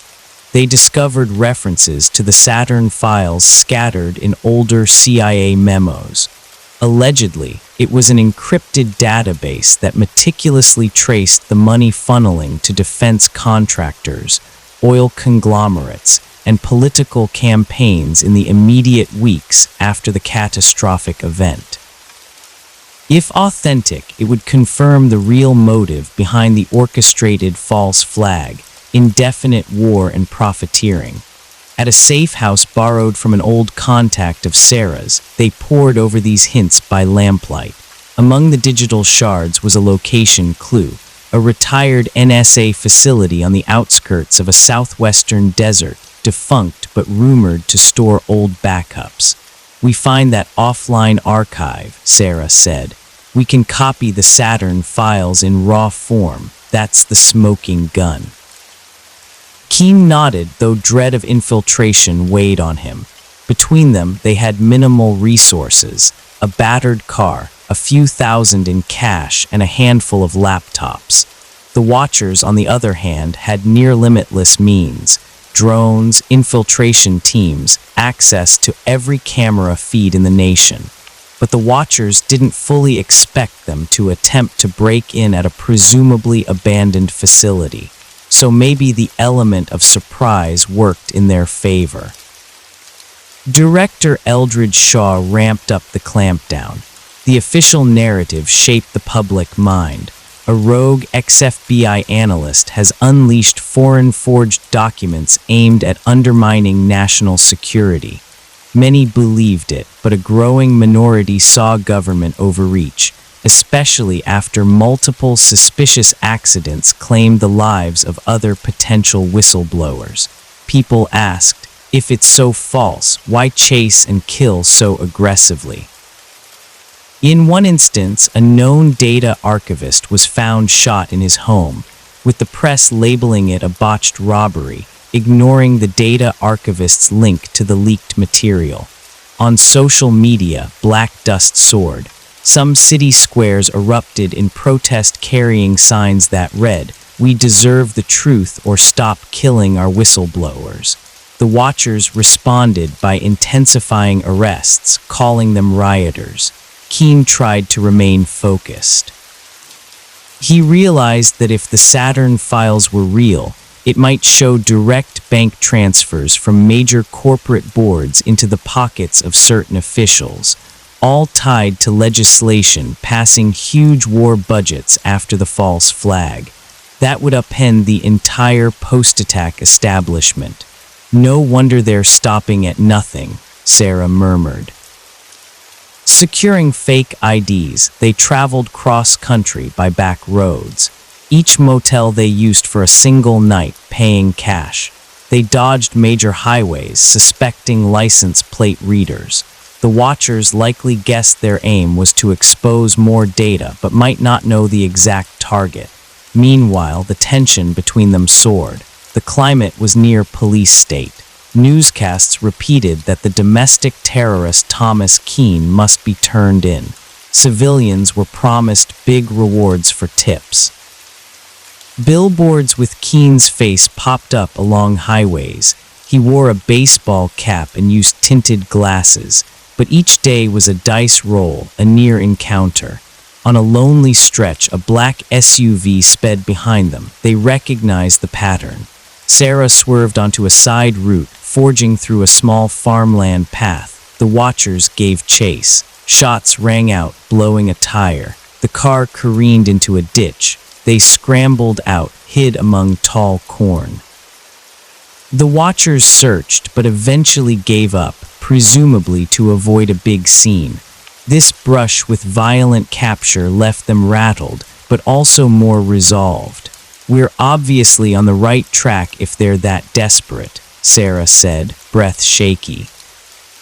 Finally, after days, they reached the deserted perimeter of the old NSA outpost. It was ringed by a crumbling fence, a few rusted signposts. By the look of the cracked asphalt and weed-choked yard, it had been abandoned for over a decade. Perfect place to bury secrets. Under twilight, they found a corner of the fence cut open by looters. They slipped inside quietly. The main building rose in silhouette, windows boarded up. A stray coyote howled in the distance, wind carrying a faint metallic whistling from open vents. Inside, dust-coated floors, old cubicles sat in disarray. They used flashlights to navigate. Eventually, they located a sub-basement with battered computer racks. A few beeped faintly with emergency power. "There's power, that's suspicious," Keene muttered. Indeed, it suggested the Watchers might still be pulling some data from here. They approached a locked door labeled Server Vault Archive 6. With Sarah's phone, they scanned a partial code from the documents, generating a bypass sequence that might override older system locks. After multiple tries, a green light flickered. The vault door clicked open. Inside the vault, rows of drives and reels lined metal shelves, dusty but humming with minimal climate control. They sifted through labels. Operation Cast Peak Post-Core Roster Saturn. That was it. A battered cluster of servers with the word Saturn FSV. They carefully powered one terminal, hooking it to a laptop. Sarah typed a root command. The screen glowed. Restricted Saturn 123 Enter Pass. They tried typical keywords from the docs. On the third attempt, a beep. Access granted. They were in. Files scrolled, each referencing massive funding authorizations, building demolitions, insider trading logs dated within days of the big attack. The scope was monstrous. It implicated high-level bureaucrats, big banks, and even a few journalists. They orchestrated the tragedy to galvanize fear, pass endless war budgets, feed the arms economy, Sarah whispered, stunned. All hidden under national security drapery. Some lines suggested hijackers were known assets used as a controlled ignition. The betrayal was staggering. In that hush, footsteps echoed upstairs. The watchers had arrived, no doubt detecting the power usage. "We must copy this now," Keane said, launching a data transfer to multiple external drives. Meanwhile, Sarah prepared to kill lights and hide, but the watchers rushed down, flashlights slicing through gloom. Gunfire echoed. Bullets pinged off server racks. Sarah huddled behind a console, returning fire with a small pistol she carried. Keane initiated an upload, hooking the server to a secure satellite link via a portable router. The watchers advanced. He typed frantically, the progress bar inching along, transmission at 10%. Then Director Shaw himself stepped in. "Stop," he roared, voice reverberating in the metal corridor. "Keane, you have no idea what you're unleashing. The stability of entire alliances depends on burying that day's complexities." Shots resumed. Sarah took a graze to her shoulder but kept the watchers pinned. The bar reached 50%. Shaw barked an order to lob a small explosive. They tossed a flashbang. The ear-shattering pop disoriented them. The watchers closed in, tackling Sarah. Another pinned Keane. The laptop screen cracked under a boot. The upload froze at 80%. In the struggle, Keane twisted free, smashing a guard's face with the laptop, which ironically forced the device back to life. The watchers tried to pull cables. Meanwhile, a stray bullet hit a server coolant line. Steam hissed. The infiltration team realized this was too risky. The entire place might go up. Shaw advanced on Keane, gun raised. "You can die here with your illusions, or you can vanish quietly. The truth will never see daylight." Suddenly, an explosion from the coolant line triggered a chain reaction in the old power system. Fire licked the corners, sending watchers scrambling. Sarah crawled to safety. Keane, battered, saw the upload bar at 98%. He roared in defiance, pressing a final keystroke to confirm. The system beeped, "Success." The watchers realized the data had been sent out, unstoppable now. Furious, one aimed at Keane's chest. A final shot rang out. Darkness overcame him. The watchers yanked the cable, but it was too late. The Saturn files had presumably reached a safe node on the open web. Alarms beeped. The facility's meltdown forced a hurried retreat. In the swirling smoke, Sarah was dragged away by an explosion's concussive wave. The watchers grabbed shore, retreating. The entire sub-basement collapsed in flame and dust. For all they knew, Keane perished under the rubble. But the watchers had lost the bigger war. The Saturn files were free.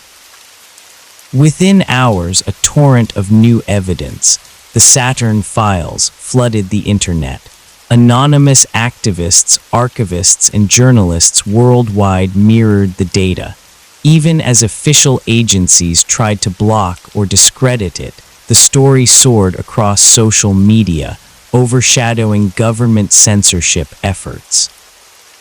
Original documents, codenamed Operation White Dome and Project Switchboard, provided stark details. Insider collusion with extremist groups, advanced planning to ensure the attack triggered panic and indefinite war mobilization. International reaction was swift. Allies demanded urgent clarifications from Washington. Rival nations called for an emergency UN session. The general public, seeing internal memos where top officials weighed acceptable civilian losses for strategic advantage, reeled in fury.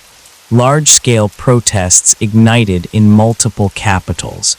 People demanded resignations.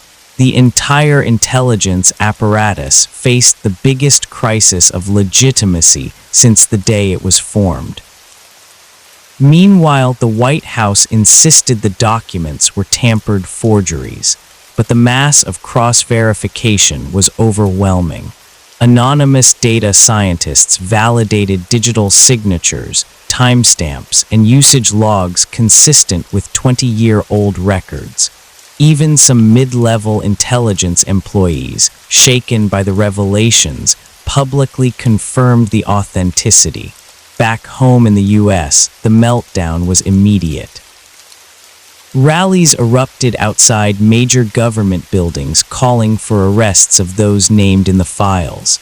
Corporate board members from arms manufacturing companies faced lawsuits. The stock market dived, particularly for defense sector stocks. Over time, entire boards resigned, some fleeing the country. Various retired generals disclaiming involvement or giving partial confessions fueled headlines. The public found itself torn between anger, betrayal, and heartbreak, reliving the trauma of that fateful day under a horrifying new lens. Media tore apart. Some mainstream outlets quickly pivoted, acknowledging the new data as genuine after initial attempts to bury it. High-profile anchors apologized for previously parroting the official story. Others doubled down on patriotic narratives, ironically fueling further distrust.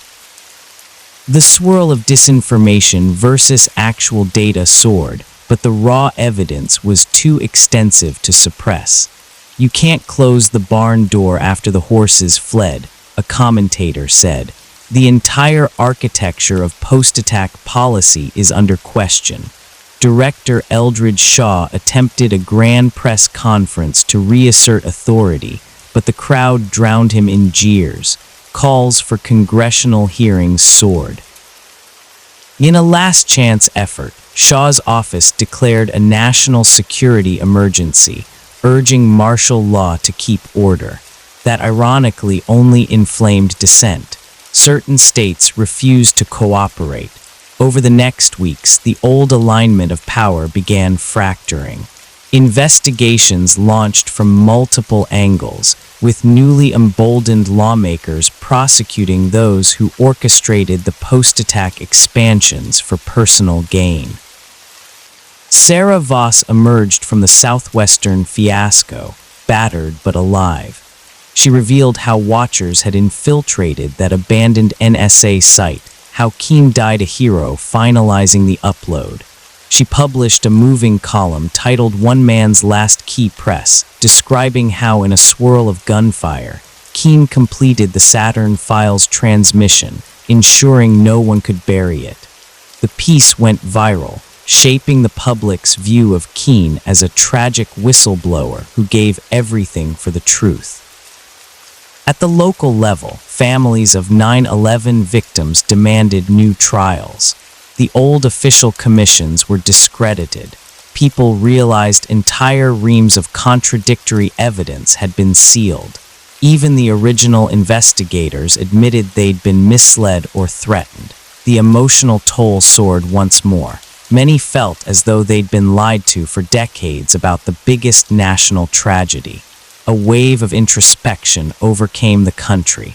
How had fear become so profitable, and how did good people allow it?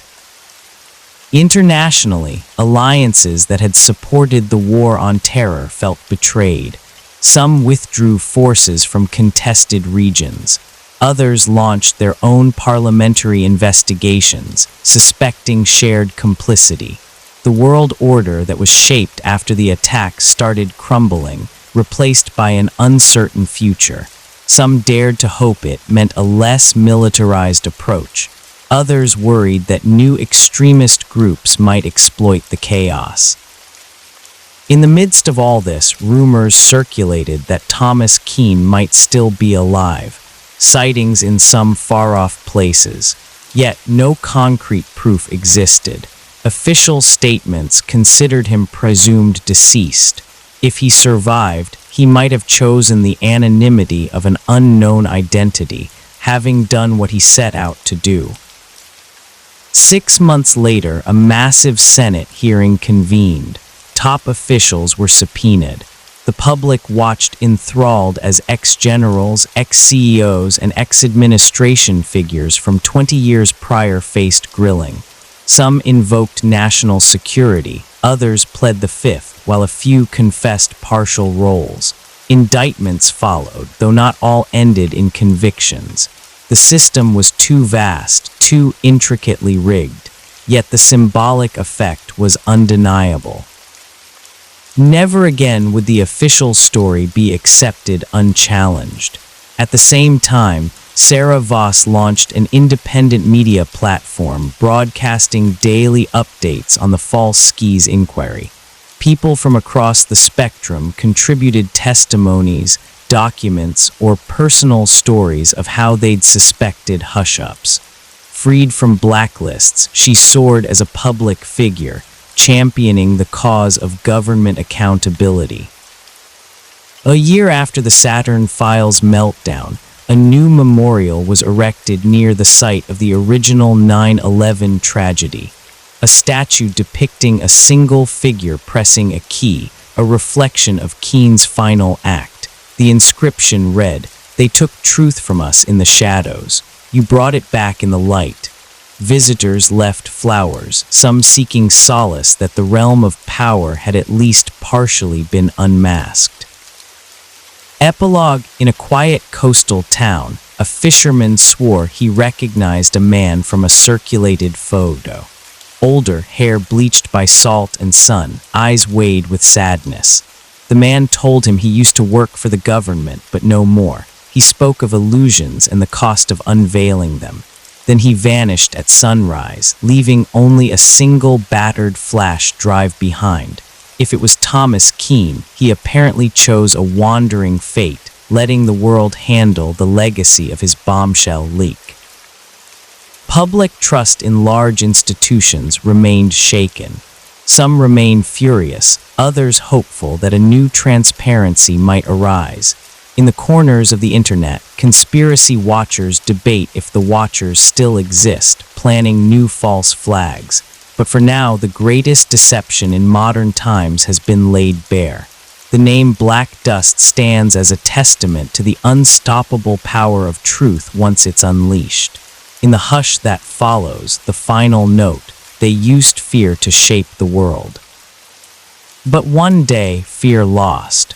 The truth soared free, and the illusions that once cloaked the skis were shattered in a single day. Some say it's based on classified information that was never meant to reach public ears. Tonight we explore the darkest corners of government experimentation and the thin membrane between dimensions. Daniel Cross bolted upright in his bed, sweat-drenched sheets twisted around his legs like restraints. The dream had returned, more vivid this time. Underground tunnels bathed in pulsing blue light. The cold metal chair, the leather straps on his wrists, and the voices, always the voices, echoing through concrete chambers.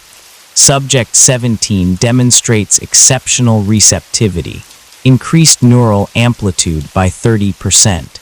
His bedroom television flickered with static, though he was certain he'd turned it off before going to sleep. From within the dancing gray pixels came a familiar hum, a sequence of tones just below normal hearing threshold. Something about it pulled at the corners of his mind like fingers trying to pry open a locked door. Daniel stumbled out of bed and approached the screen, mesmerized. Within the chaos of white noise, patterns emerged, geometric formations that shouldn't exist in random static. His reflection in the screen looked foreign, almost like another person watching him from behind the glass. "Delta Protocol 17, he whispered, the words rising unbidden from some hidden chamber of memory. The initiate phase bend, the static intensified, the hum growing to an electric whine that made his fillings ache. Then, as suddenly as it had begun, the television went black. Daniel stood there trembling in the dark, wondering why tears were streaming down his face. In the morning, he convinced himself it had been nothing but a particularly vivid nightmare. But as he brushed his teeth, he noticed something unsettling in the bathroom mirror. A small red mark behind his ear, perfectly circular, like a healed puncture wound. He had no memory of receiving it. As the days passed, the dreams intensified. Always the same elements, the underground facility, scientists in lab coats, the chair with its cruel restraints and tests. Endless tests designed to push the boundaries of his mind. In each dream, he was younger, perhaps 11 or 12 years old. But the strangest part was the location that kept appearing in the background of these fractured memories, a distinctive radar tower rising against a darkening sky. When not at work coding security algorithms for a defense contractor, Daniel found himself obsessively drawing the tower, trying to place where he might have seen it before. His apartment walls became covered with sketches. The tower from different angles, the curved coastline it overlooked, strange symbols that his hands seemed to produce without conscious direction. His colleague Martin noticed the change in him first. "You look like hell, Dan," he said over lunch one day. "Not sleeping," Daniel hesitated. "Just some weird dreams about what? I don't know, some kind of facility tests, a radar tower by the ocean." Martin's plastic fork paused halfway to his mouth. "What kind of tower? An FPS 35, Cold War era, massive thing with a distinctive cowling." Daniel blinked, surprised at his own precise knowledge. Martin set down his fork. "That's oddly specific for a dream. I know, and there's something else." Daniel lowered his voice. "Sometimes when there's static on the TV, I hear something like a signal. What does it say? It doesn't speak. It's more like a beacon calling me somewhere." Martin studied him for a long moment. "You ever heard of Camp Hero out in Montauk?" The name sent an electric shiver down Daniel's spine. His coffee cup slipped from suddenly numb fingers, shattering on the floor. "Jesus, you okay?" Martin asked, jumping back from the spreading puddle. "I need to go there," Daniel whispered, staring at nothing. Montauk. The drive to Long Island took 4 hours, but to Daniel, it felt like returning from an exile that had lasted decades. As he crossed into the township of Montauk, a pressure began building behind his eyes. Not quite pain, but an insistent awareness like the sensation before a sneeze that never comes. The roads grew narrower, pine forest pressing in on both sides. His GPS lost signal twice, but Daniel found he didn't need it. His hands seemed to know which turns to take, guiding the car along increasingly remote routes until the trees gave way to scrub land. And beyond that, the Atlantic stretched to the horizon. And there it stood, exactly as he'd drawn it 100 times. The massive radar tower of Camp Hero, its distinctive silhouette rising against the pale blue sky. The abandoned Air Force Base sprawled beneath it, a collection of bunker-like buildings and concrete structures designed to withstand Soviet bombs that never fell. According to the weathered sign at the entrance, Camp Hero was now a state park, its military function long obsolete. but something about the perimeter fence looked too new, the security cameras too well maintained for a simple historic site. Daniel parked in the nearly empty lot and approached the visitor center, a converted military building with peeling green paint. Inside, a park ranger glanced up from her crossword puzzle. "Closing in an hour," she said without preamble. "I was wondering what you could tell me about the history of this place," Daniel asked, trying to keep his voice casual despite the hammering of his heart. "Standard Cold War radar station, decommissioned in the early 70s. She pushed a pamphlet across the counter. "Self-guided tour maps there. Stick to the marked trails. What about the underground sections?" The ranger's crossword pencil stopped mid-letter. Her eyes flicked up to study him more carefully. "There aren't any underground sections open to the public, but they exist. Look, mister, this is just an old radar station. If you're one of those conspiracy nuts, I've been here before," Daniel interrupted, surprising himself. "When I was a child. Not possible." This place was sealed military property until '92. Daniel leaned forward. "What about the Montauk project?" The temperature in the room seemed to drop. The ranger's face hardened as she set down her pencil and reached for the phone.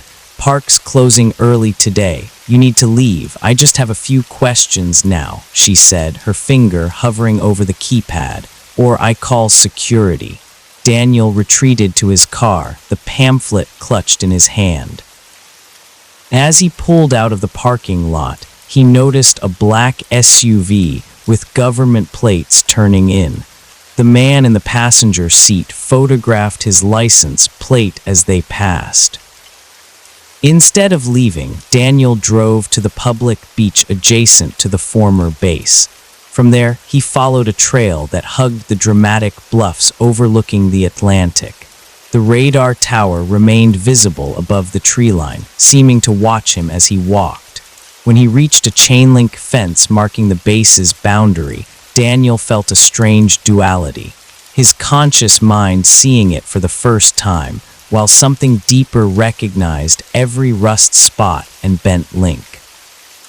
He knew without understanding how that 20 yards to the left, the fence had been repaired where someone had once cut through it.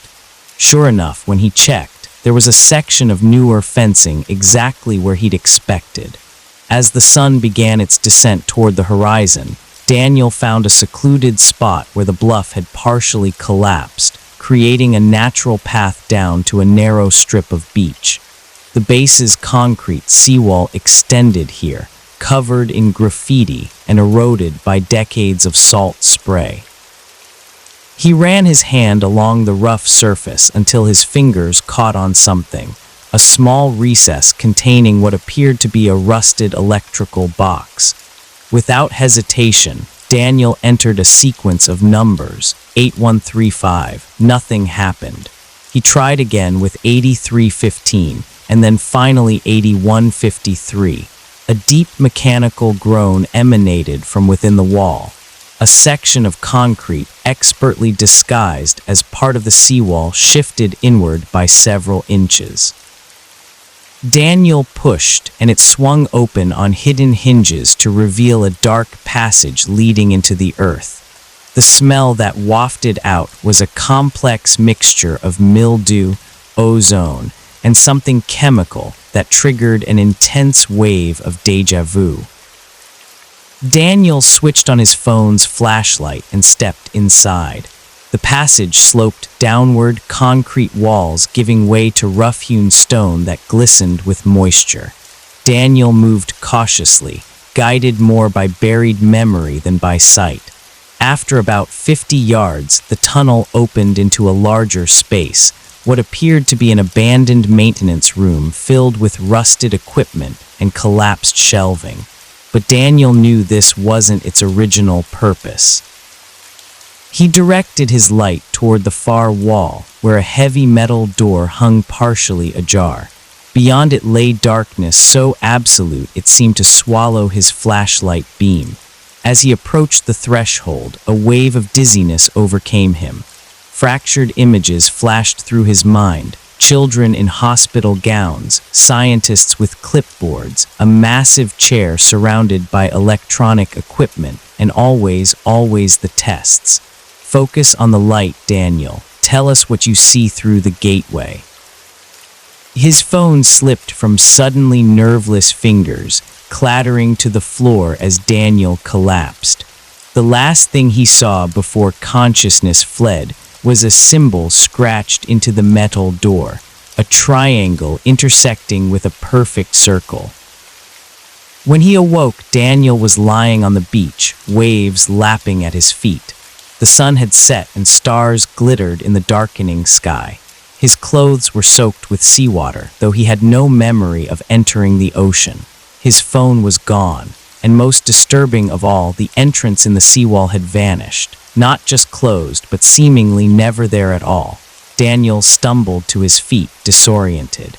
His watch showed it was just past 9:00 p.m., but the date displayed was wrong. According to his watch, he had lost nearly 3 days. The drive back to his apartment in Connecticut was a blur, a dreamlike passage through darkness punctuated by the hypnotic sweep of headlights. Daniel's mind churned with fragments of memory that couldn't possibly be his, yet felt more authentic than his recollections of college or his first job. He remembered the chair, the Montauk chair, they'd called it, a monstrous assemblage of technology salvaged from alien craft and enhanced with Tesla-inspired circuitry. He remembered the sensation when they activated it with him strapped inside, like his consciousness was being pulled through the top of his skull and stretched across dimensions. And he remembered what they made him do with it. Back in his apartment, Daniel paced until dawn, scribbling everything he could recall into a notebook. Names surfaced. Dr. Marcus Bennett, the project laid with cold blue eyes. Cameron Hayes, the military liaison who always smelled of cigarettes and cheap cologne. And Preston Nichols, the reluctant technician who sometimes snuck the children candy bars when the others weren't looking. Preston Nichols. The name felt important. When morning came, Daniel called in sick to work and drove to the nearest public library.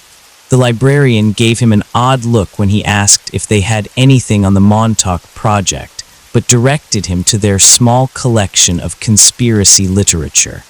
There, sandwiched between books on Roswell and MK Ultra, was a worn paperback, The Montauk Project, Experiments in Time by Preston B. Nichols and Peter Moon.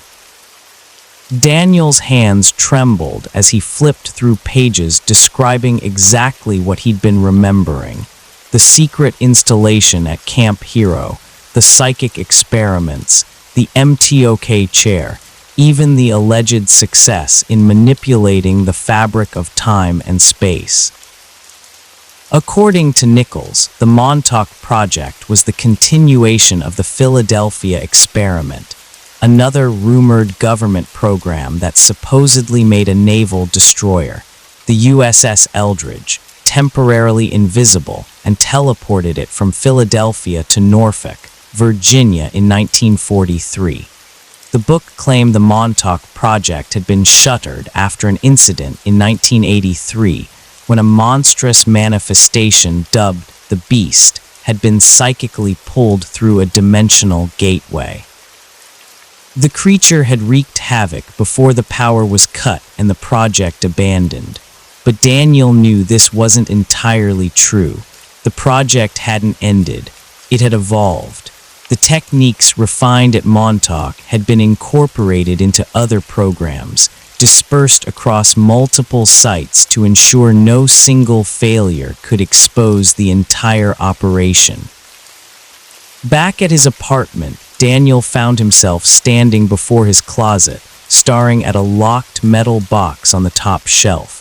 He had no memory of putting it there, yet he knew exactly what it contained.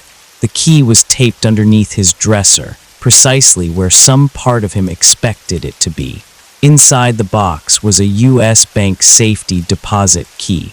The following morning, Daniel presented himself at First National Bank in downtown Hartford. He provided the key along with his ID, and the manager escorted him to the vault. When they were alone, with the metal drawer extracted from the wall, Daniel opened it with a sense of inevitability. Inside lay a manila envelope sealed with red security tape bearing federal classifications he shouldn't have had access to. He broke the seal and emptied the contents onto the small table. Photographs spilled out, black and white images of children in a sterile facility.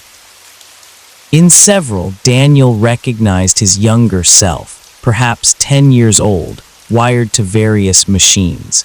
In one particularly disturbing image, he sat in a massive chair surrounded by Tesla coils and computer banks, his small form almost swallowed by the ominous apparatus.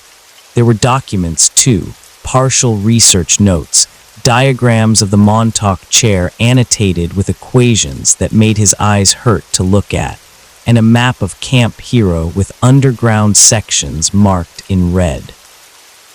At the bottom of the pile lay a compact disc in a paper sleeve, unmarked except for a date, August 12, 1983, the day of the alleged Beast incident. Most chilling of all was a typed list of names under the heading Project Subjects Delta Group. His own name appeared with a designation that turned his blood cold. Subject 17, Primary Gate Opener. That night, with shaking hands, Daniel loaded the disk into his laptop. After whirring for several seconds, the screen displayed a single video file. The footage was grainy security camera quality. It showed a concrete room dominated by the chair he'd been drawing obsessively. A boy himself was strapped into it, electrodes attached to his temples. Men in lab coats monitored equipment while military personnel stood guard at the doors. A voice off camera counted down, initiating Delta Protocol in 3, 2, 1. The lights in the facility dimmed as power surged to the chair. Young Daniel's body went rigid, his back arching impossibly as his eyes rolled back. Equipment sparked and smoked. Several technicians backed away nervously. Then, at the center of the room, the air itself seemed to tear open, a writhing black void that pulsed like a living thing. From within that impossible darkness, something began to emerge. The camera feed distorted violently, static washing across the screen. When the image stabilized, chaos had erupted. People were screaming, running. Blood spattered one of the walls, and at the edge of the frame, partially obscured, was a glimpse of something that couldn't exist in our reality. A mass of shifting geometries and impossible angles that hurt to look at. The final clear image before the video cut to static. Young Daniel staring directly into the camera, blood streaming from his nose and ears, mouth moving to form words that seemed addressed to his future self. You have to shut it down before it opens again. Daniel ejected the disc with numb fingers, his mind reeling, not just from what he'd seen, but from what was happening inside his head. Memories crystallizing, filling in gaps he hadn't known existed. He remembered now, all of it. The next day he called the only person who might understand. The number was etched in his memory, though he couldn't recall ever learning it. Hello. The voice that answered was aged, cautious. Is this Preston Nichols? A long pause. Who's asking? My name is Daniel Cross. I was subject 17 at Montauk. The silence that followed lasted so long that Daniel thought the connection had been lost. Finally, the old man spoke, his voice a haunted whisper. God help you, boy, they're still watching. I need answers. Not over the phone, they're always listening. Another pause. The lighthouse, tomorrow, noon. The line went dead. Daniel arrived at the Montauk Point Lighthouse an hour early, parking his rental car.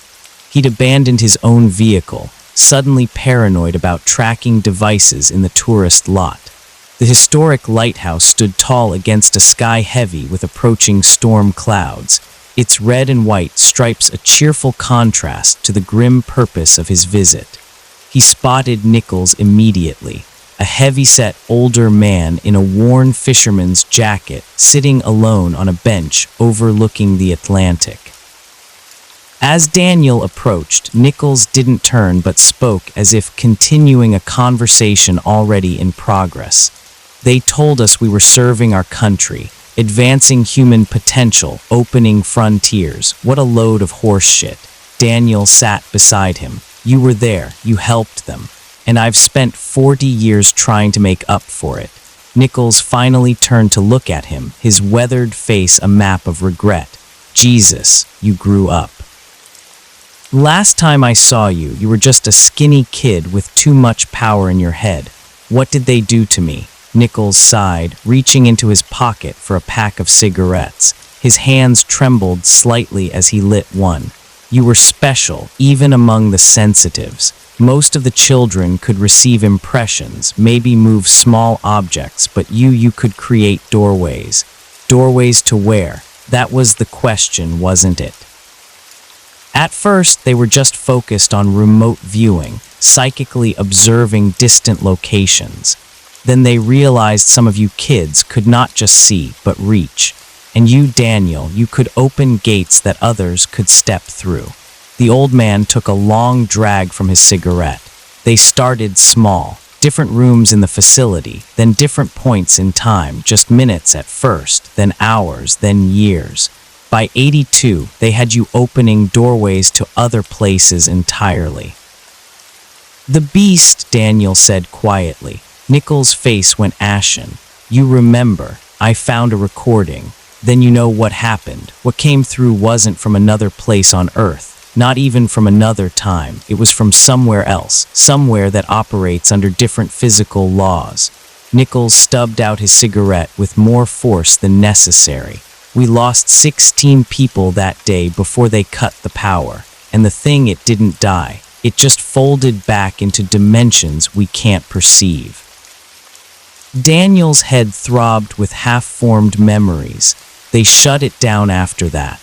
Officially, yes, the MTOK project was terminated, the facility sealed. But you know better, don't you? Nichols fixed him with a penetrating stare.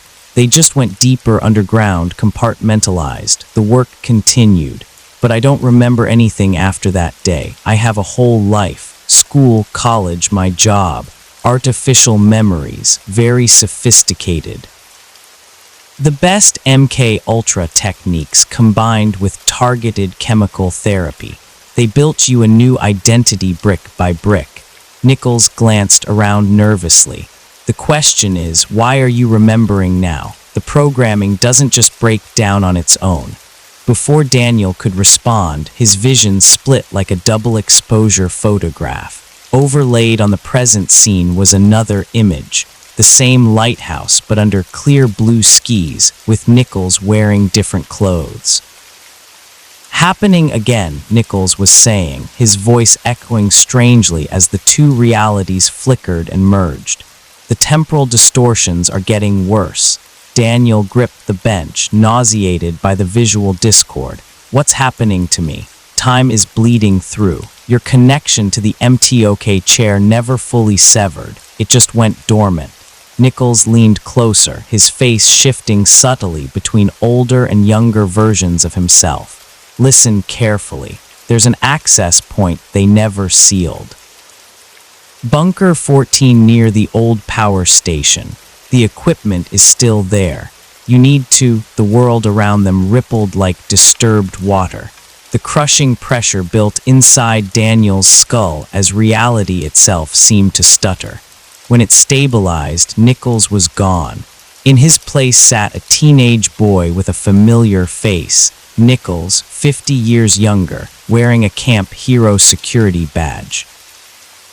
Find the failsafe before it's too late, the boy continued in Nichols' elderly voice, seemingly unaware of his transformed state. They're trying to recreate the conditions from 83, but they don't understand the danger. The membrane between worlds is thinner now, weakened by the original experiments. The young Nichols flickered and was replaced by the old man again. He clutched Daniel's arm with surprising strength. Go back to Camp Hero. Find Bunker 14. Destroy the chair before they can use it again. Another wave of temporal distortion washed over them. When it passed, Daniel was alone on the bench. A family of tourists walked by, giving him curious looks as he sat there, pale and shaking. That night, Daniel returned to Camp Hero under cover of darkness. The perimeter fence posed little challenge. He remembered where the security systems had blind spots, knowledge surfacing from decades past. The ranger station was dark and empty. He made his way through the abandoned base, guided by memories that grew stronger with each step. The power station stood silent, its massive turbines long still. Behind it, half hidden by encroaching vegetation, was a small concrete structure with a faded 14 stenciled on its rusted door. The lock had been broken recently. Inside, a metal staircase descended into darkness.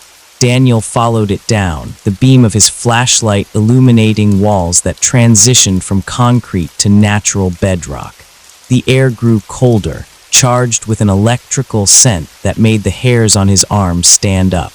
At the bottom, a long corridor stretched before him. As he walked, temporal distortions intensified. In flashes, he saw the corridor as it had been, brightly lit, staffed by busy technicians and armed guards. He heard snippets of conversation from 40 years ago, saw ghostly figures pass through him as past and present overlapped. The corridor ended at a massive vault door standing partially open. Beyond it lay the heart of the MTOK project, a cavernous chamber housing equipment that should have been removed decades ago. And at its center stood the chair.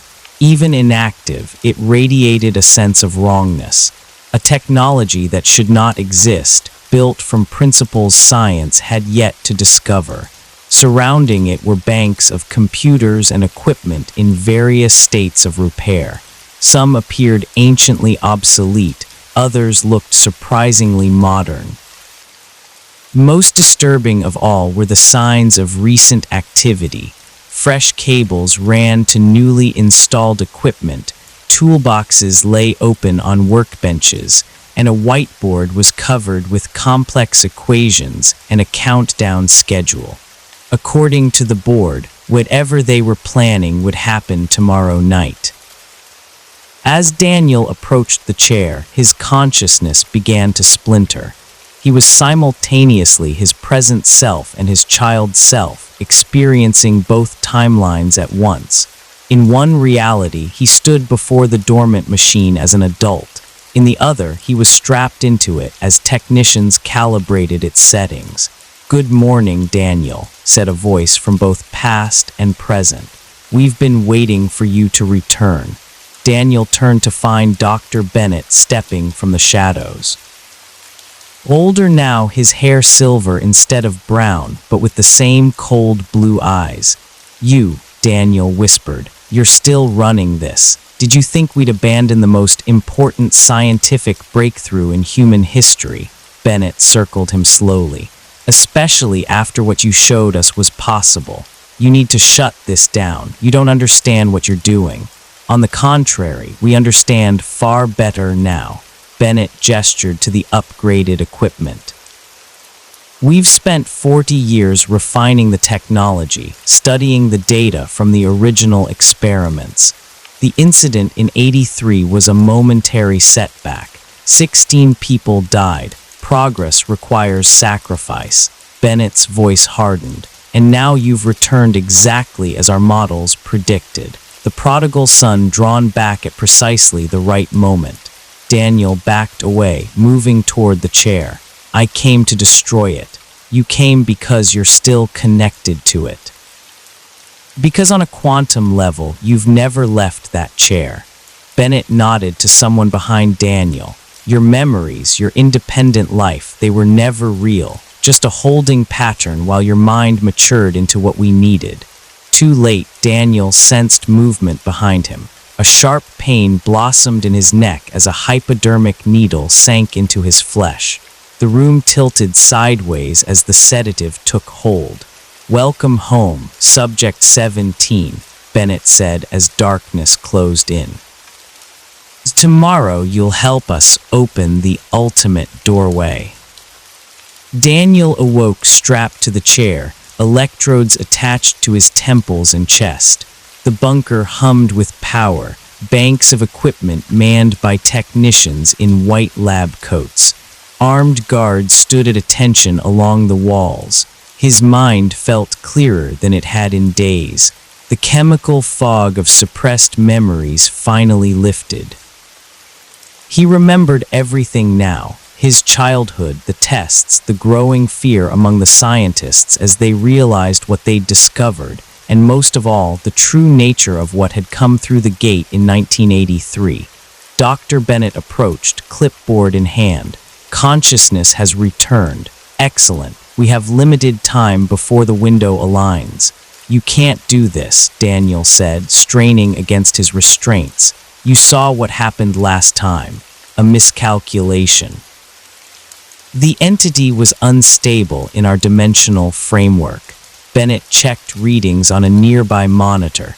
"This time, we're better prepared. The integration will be controlled." Integration. Cold horror spread through Daniel's chest. "You're not just opening a doorway. You want to bring something through permanently." Bennett's smile didn't reach his eyes. "Not something, Daniel, someone, or perhaps more accurately, someone's." He gestured toward a large display screen where images flashed in rapid sequence. Advanced technology, biological enhancements, weapons beyond current human capability. Our visitors have so much to offer. Knowledge, power, evolutionary advancement. Bennett adjusted a dial, increasing power to the chair. All they ask in return is a suitable environment, hosts who can withstand the integration process. "They're not visitors," Daniel said, the truth crystallizing in his mind. "They're invaders. And you're giving them the door code." Bennett ignored him, addressing the technicians. "Begin the initialization sequence. Power to 70%. The chair hummed to life, vibrating subtly beneath Daniel. Familiar sensations flooded his consciousness, the stretching feeling as if his mind were being pulled from his body and extended across unseen dimensions. On monitors around the room, waveforms pulsed and danced. A technician called out readings. Quantum tunneling effect established. Temporal aperture forming. Daniel closed his eyes, focusing inward. They thought they were in control, using him as a tool, but they'd forgotten something crucial, something even he had only just remembered. He wasn't just a key to open the door, he was the doorway itself. In 1983, when the beast had emerged, young Daniel had done something desperate. In the final moments, he had imprinted a failsafe into the quantum structure of the chair, a backdoor that only he could access. As the power built around him, Daniel reached into that hidden channel, his consciousness expanding beyond the confines of normal spacetime. He could feel them waiting on the other side, vast intelligences, ancient and patient, pressing against the membrane between worlds like fingers testing a soap bubble's strength. And they were hungry. "Aperture at 60%, called a technician. "Dimensional breach imminent." Bennett leaned over Daniel, voice low and eager. "Can you feel them?" "They've waited so long to meet us properly." "Yes," Daniel whispered, his eyes still closed. "I can feel them, but they're not what you think." "Power surge," shouted a technician. "Systems drawing more than input capacity," Bennett whirled. "That's impossible." "Check the "It's me," Daniel said, his voice oddly calm as blood began to trickle from his nose. I'm the power source now. I always was. Around the room, equipment sparked and smoked. Lights flickered as power drained from all systems toward the chair. The metal beneath Daniel grew hot enough to scorch his skin, but he barely noticed the pain. At the center of the room, air began to twist and distort, reality folding like origami into impossible geometries. Through the forming aperture came glimpses of a realm beyond human comprehension, vast architectures that defied Euclidean space, entities composed of light and thought rather than matter. Yes, Bennett exulted, oblivious to the danger. It's working. A technician grabbed his arm. Sir, the subject's brainwave patterns are altering the protocol. He's changing the coordinates. Override him. Cut direct neural input. We can't. He has bypassed the safeguards. Daniel opened his eyes, now glowing with an inner light that cast no shadows. When he spoke, his voice reverberated with harmonics that made glass surfaces throughout the bunker vibrate. I'm not opening a door for them to come here. I'm creating a vacuum, a one-way passage. The aperture grew. Swirling darkness shot through with impossible colors. Air rushed toward it in a howling vortex. Loose objects began sliding across the floor. What are you doing? Bennett screamed over the maelstrom. What I should have done 40 years ago. Daniel's restraints snapped as his body lifted slightly from the chair, suspended by forces beyond conventional physics. I'm collapsing the bridge between worlds permanently. The suction intensified. A guard lost his footing and slid screaming into the vortex, his body stretching bizarrely before vanishing. Others clutched desperately at bolted-down equipment.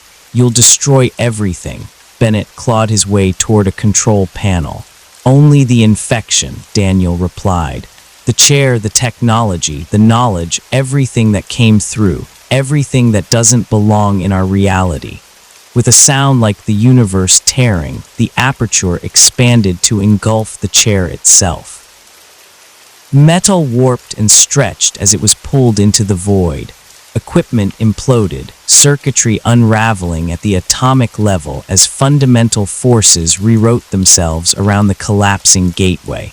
Bennett made a final desperate lunge toward Daniel, face contorted with rage.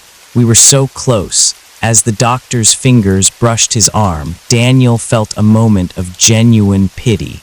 They were never going to share, Doctor. We weren't potential allies. We were cattle. The floor beneath them buckled as structural supports failed. Chunks of ceiling crashed down as the entire bunker began to collapse inward toward the hungry void. In the final moments before consciousness fled, Daniel saw something massive beginning to emerge from the aperture, not entering our world, but being pulled back to its own. The beast of Montauk returning to its native dimension after 40 years of patient waiting in the spaces between worlds.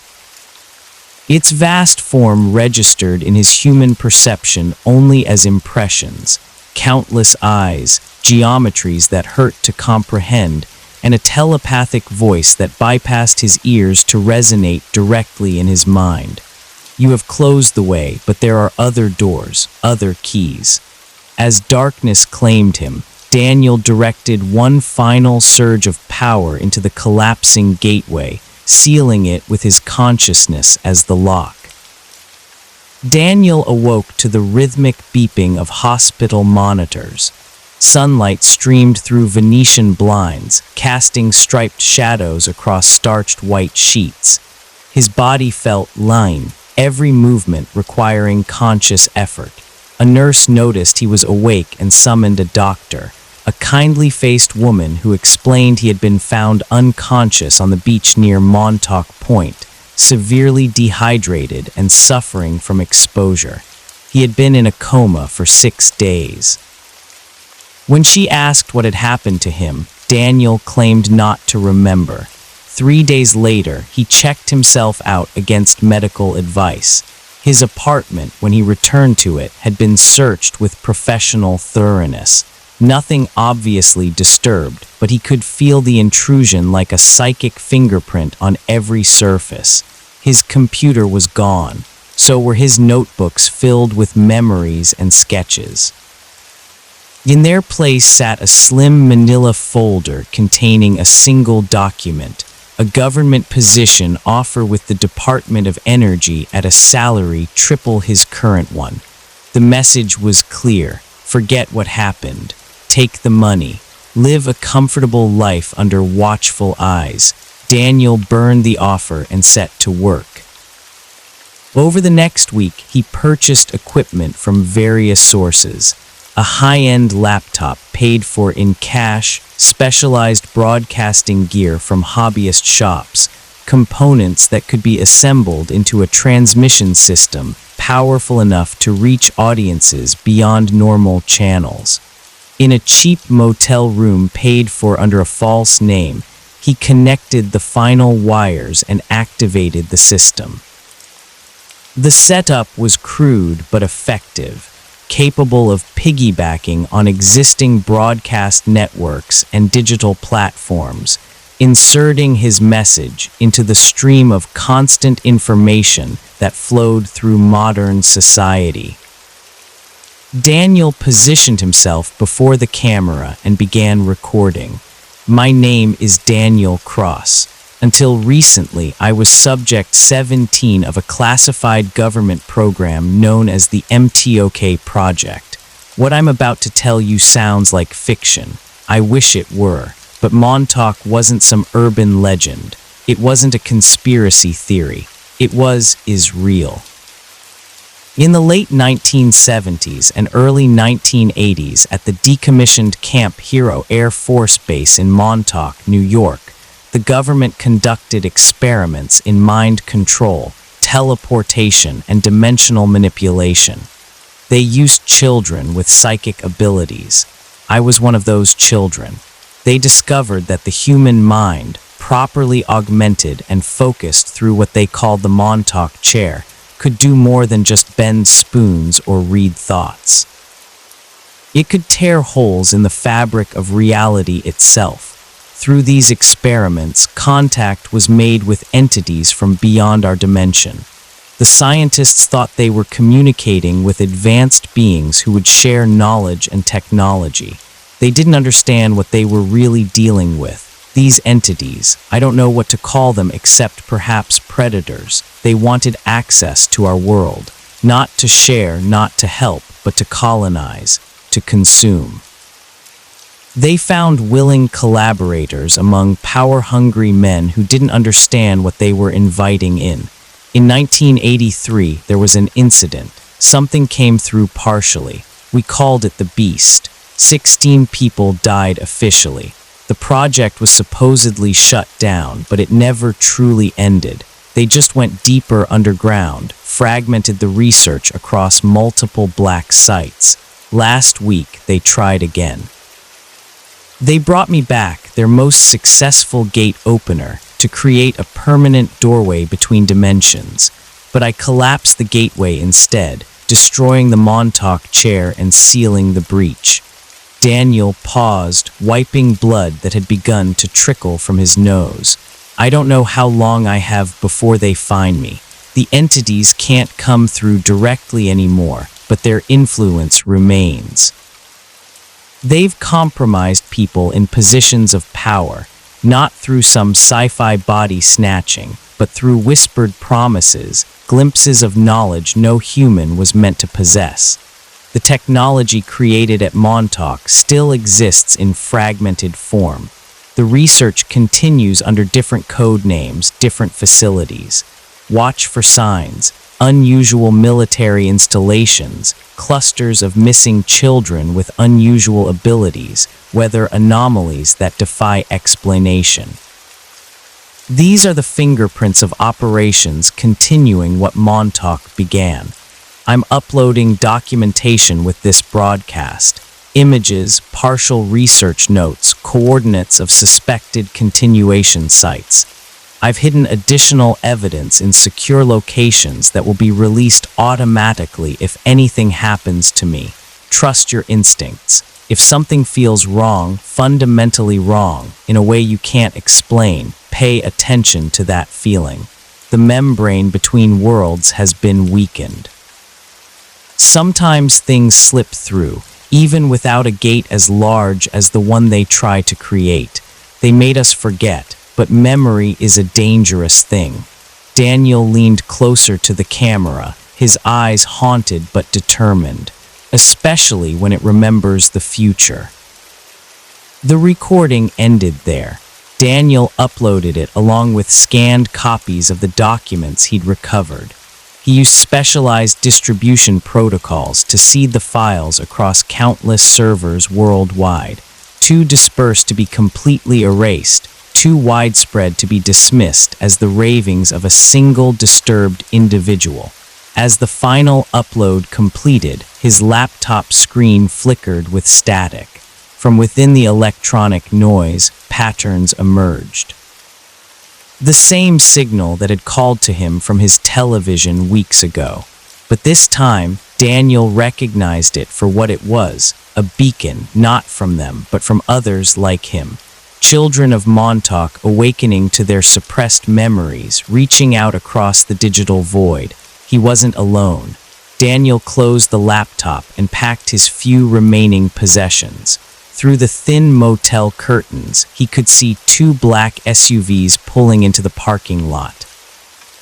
Men in dark suits emerged, moving with the coordinated precision of government operatives. They were too late. The truth was out now, propagating through networks they couldn't fully control. His testimony would reach millions before they could contain it, seeds of awareness planted in receptive minds. Daniel sat calmly on the edge of the bed, waiting for the inevitable knock on the door. He wasn't afraid anymore. He understood now that what had happened at Montauk had changed him permanently. The powers they had awakened in him hadn't disappeared. They had merely gone dormant, waiting for the right moment to re-emerge. As the heavy footsteps approached his door, Daniel closed his eyes and reached out with his mind, searching for the quantum threads that connected all points in space-time. There were other places he could go, other times. After all, he had been their best gate opener. The door burst open. Two agents rushed in, weapons drawn. They found an empty room, the window still closed and locked from the inside, the bathroom vacant. On the bed lay Daniel's phone, screen displaying a text message addressed to Dr. Bennett. There are other doors, other keys, and now I have them all. 3 days later, on computer screens across the world, a single symbol appeared momentarily before vanishing. A triangle intersecting with a perfect circle. The MTOK project was never officially acknowledged. Those who spoke too publicly about it suffered accidents or disappeared.